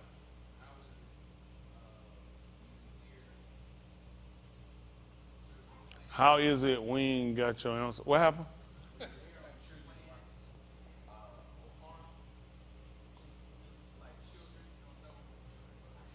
Children playing it. Whom shall I liken this Tuladaf to? like Benin sitting in the marketplace, which said that we are piped unto you and you have not danced. We leavened unto you and you hadn't lamented. But wisdom is justified. And what does that have to do with anything? He lamented. Okay. Now, what you actually want to use with this, you want to go to the 19th chapter, book of Oriel. You'll jump down about the 34th, 35th verse. Yahushua went over the city and he wept. Y'all know why? That quick, how you got to think. You have to be able to think that quick. He wept. He said, you didn't know the time of your visitation. He said, if you knew the thing that belonged to your peace, how your enemy was going to come and encircle you about and lay your bodies even with the ground. He said, but now these things were hidden from your own.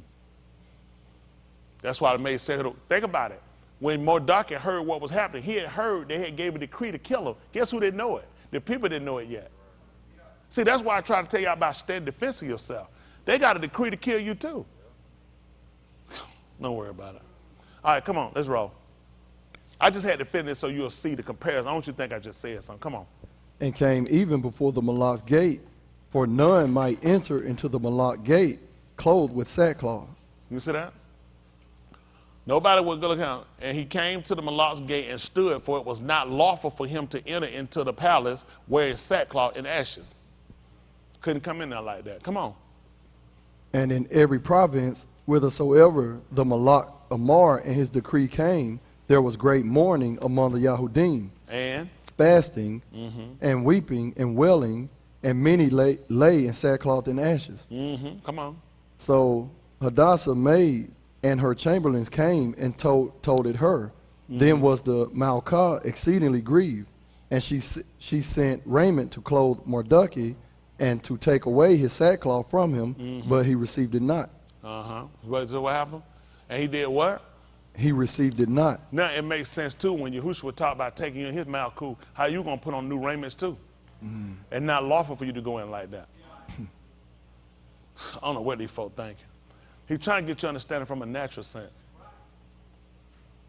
It's gonna make sense. You're gonna have to change. There's no way you can go in. Like it making much sense that he was gonna get in there with sex. It's not lawful. It's not lawful for you to enter in like that. Don't y'all know the book said that Dom and Basal cannot enter the Malkut Elohim? Right. So how you understand it? By letting you know about Marduk, who had on sackcloth and you got Dom and Basal. Sackcloth, ashes. You have flesh and blood. The book declared in the 15th chapter of the book of 1 Corinthians that flesh and blood can't enter into the Malkut Elohim. Right. Because it's not lawful. I need you guys to think that quickly when you're reading. I need you guys, man, to think that quick when you're reading. Why is he telling you this? Because whatever was written aforetime, what was it written for? Wow, to teach you, to show you, and to instruct you. Now you understand how it was not lawful for sackcloth and ashes. It's not lawful for Dom and Basal, flesh and blood, to enter into the Malkut Elohim. Come on. Finish up. Then Kara Hadassah for Hatak, one of the Malak chamberlains, whom he had appointed to attend upon her, and gave him a Amar to Mordecai to know what it was and why it was. At the 6th chapter, the Greeks said they omitted it. They ain't even recorded it. They said we omitted it. We ain't even put it there. Y'all see that? They say left it out. It was left out. Now, that ain't important for you when you read and realize that the people, everybody translated said we left that out. Yeah. Omit is just to leave out. So people just been filling in their own stuff. Okay, come on. So Hatak went forward to Mordecai unto the street of the city, which was before the Malak gate. Omitted text. Now, the Latins and King James saying they got it, but the Greeks said, we omitted it. Didn't write it. Come on. It's just important for you to know stuff.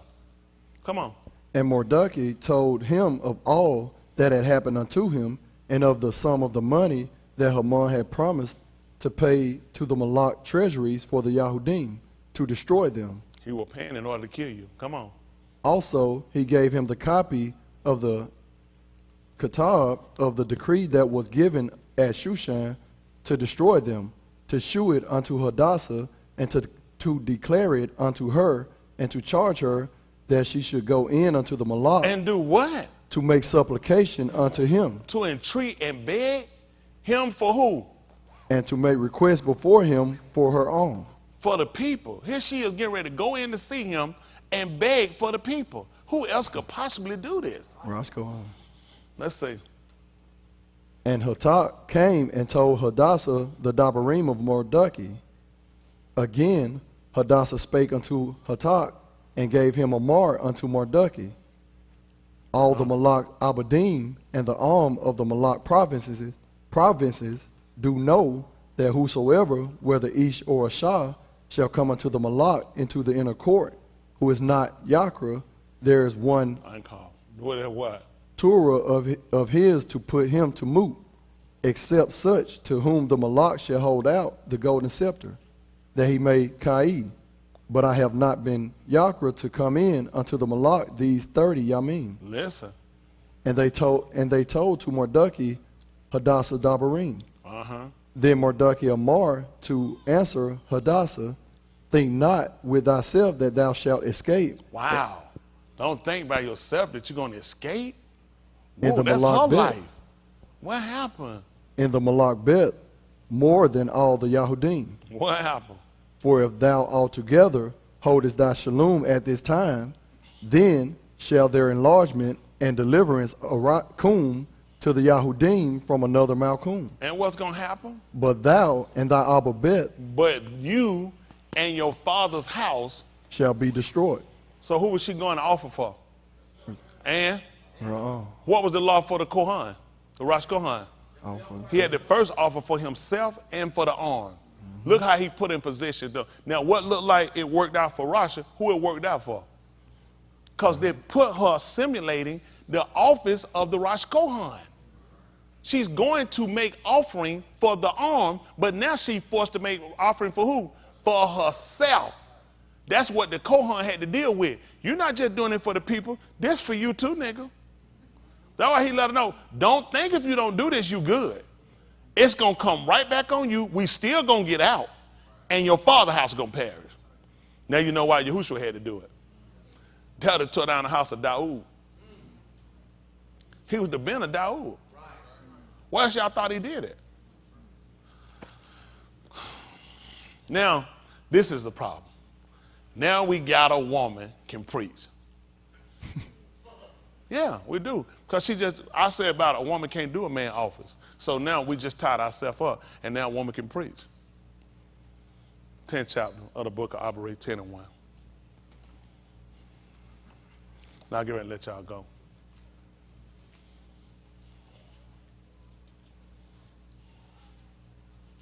How about if I just let y'all read and I just look at y'all? This will be a test.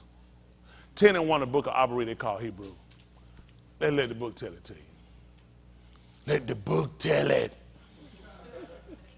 Listen to the book. For the Torah having a shadow. You said the law having what? A shadow. A shadow. What is a shadow? Reflection What could the next line first be saying? of two things to come. And Not the very image of the things. that's how I know she won one. I told them what I do for a living. Boss man send me out like that. Yeah. That too. They wasn't getting away. They wasn't getting away.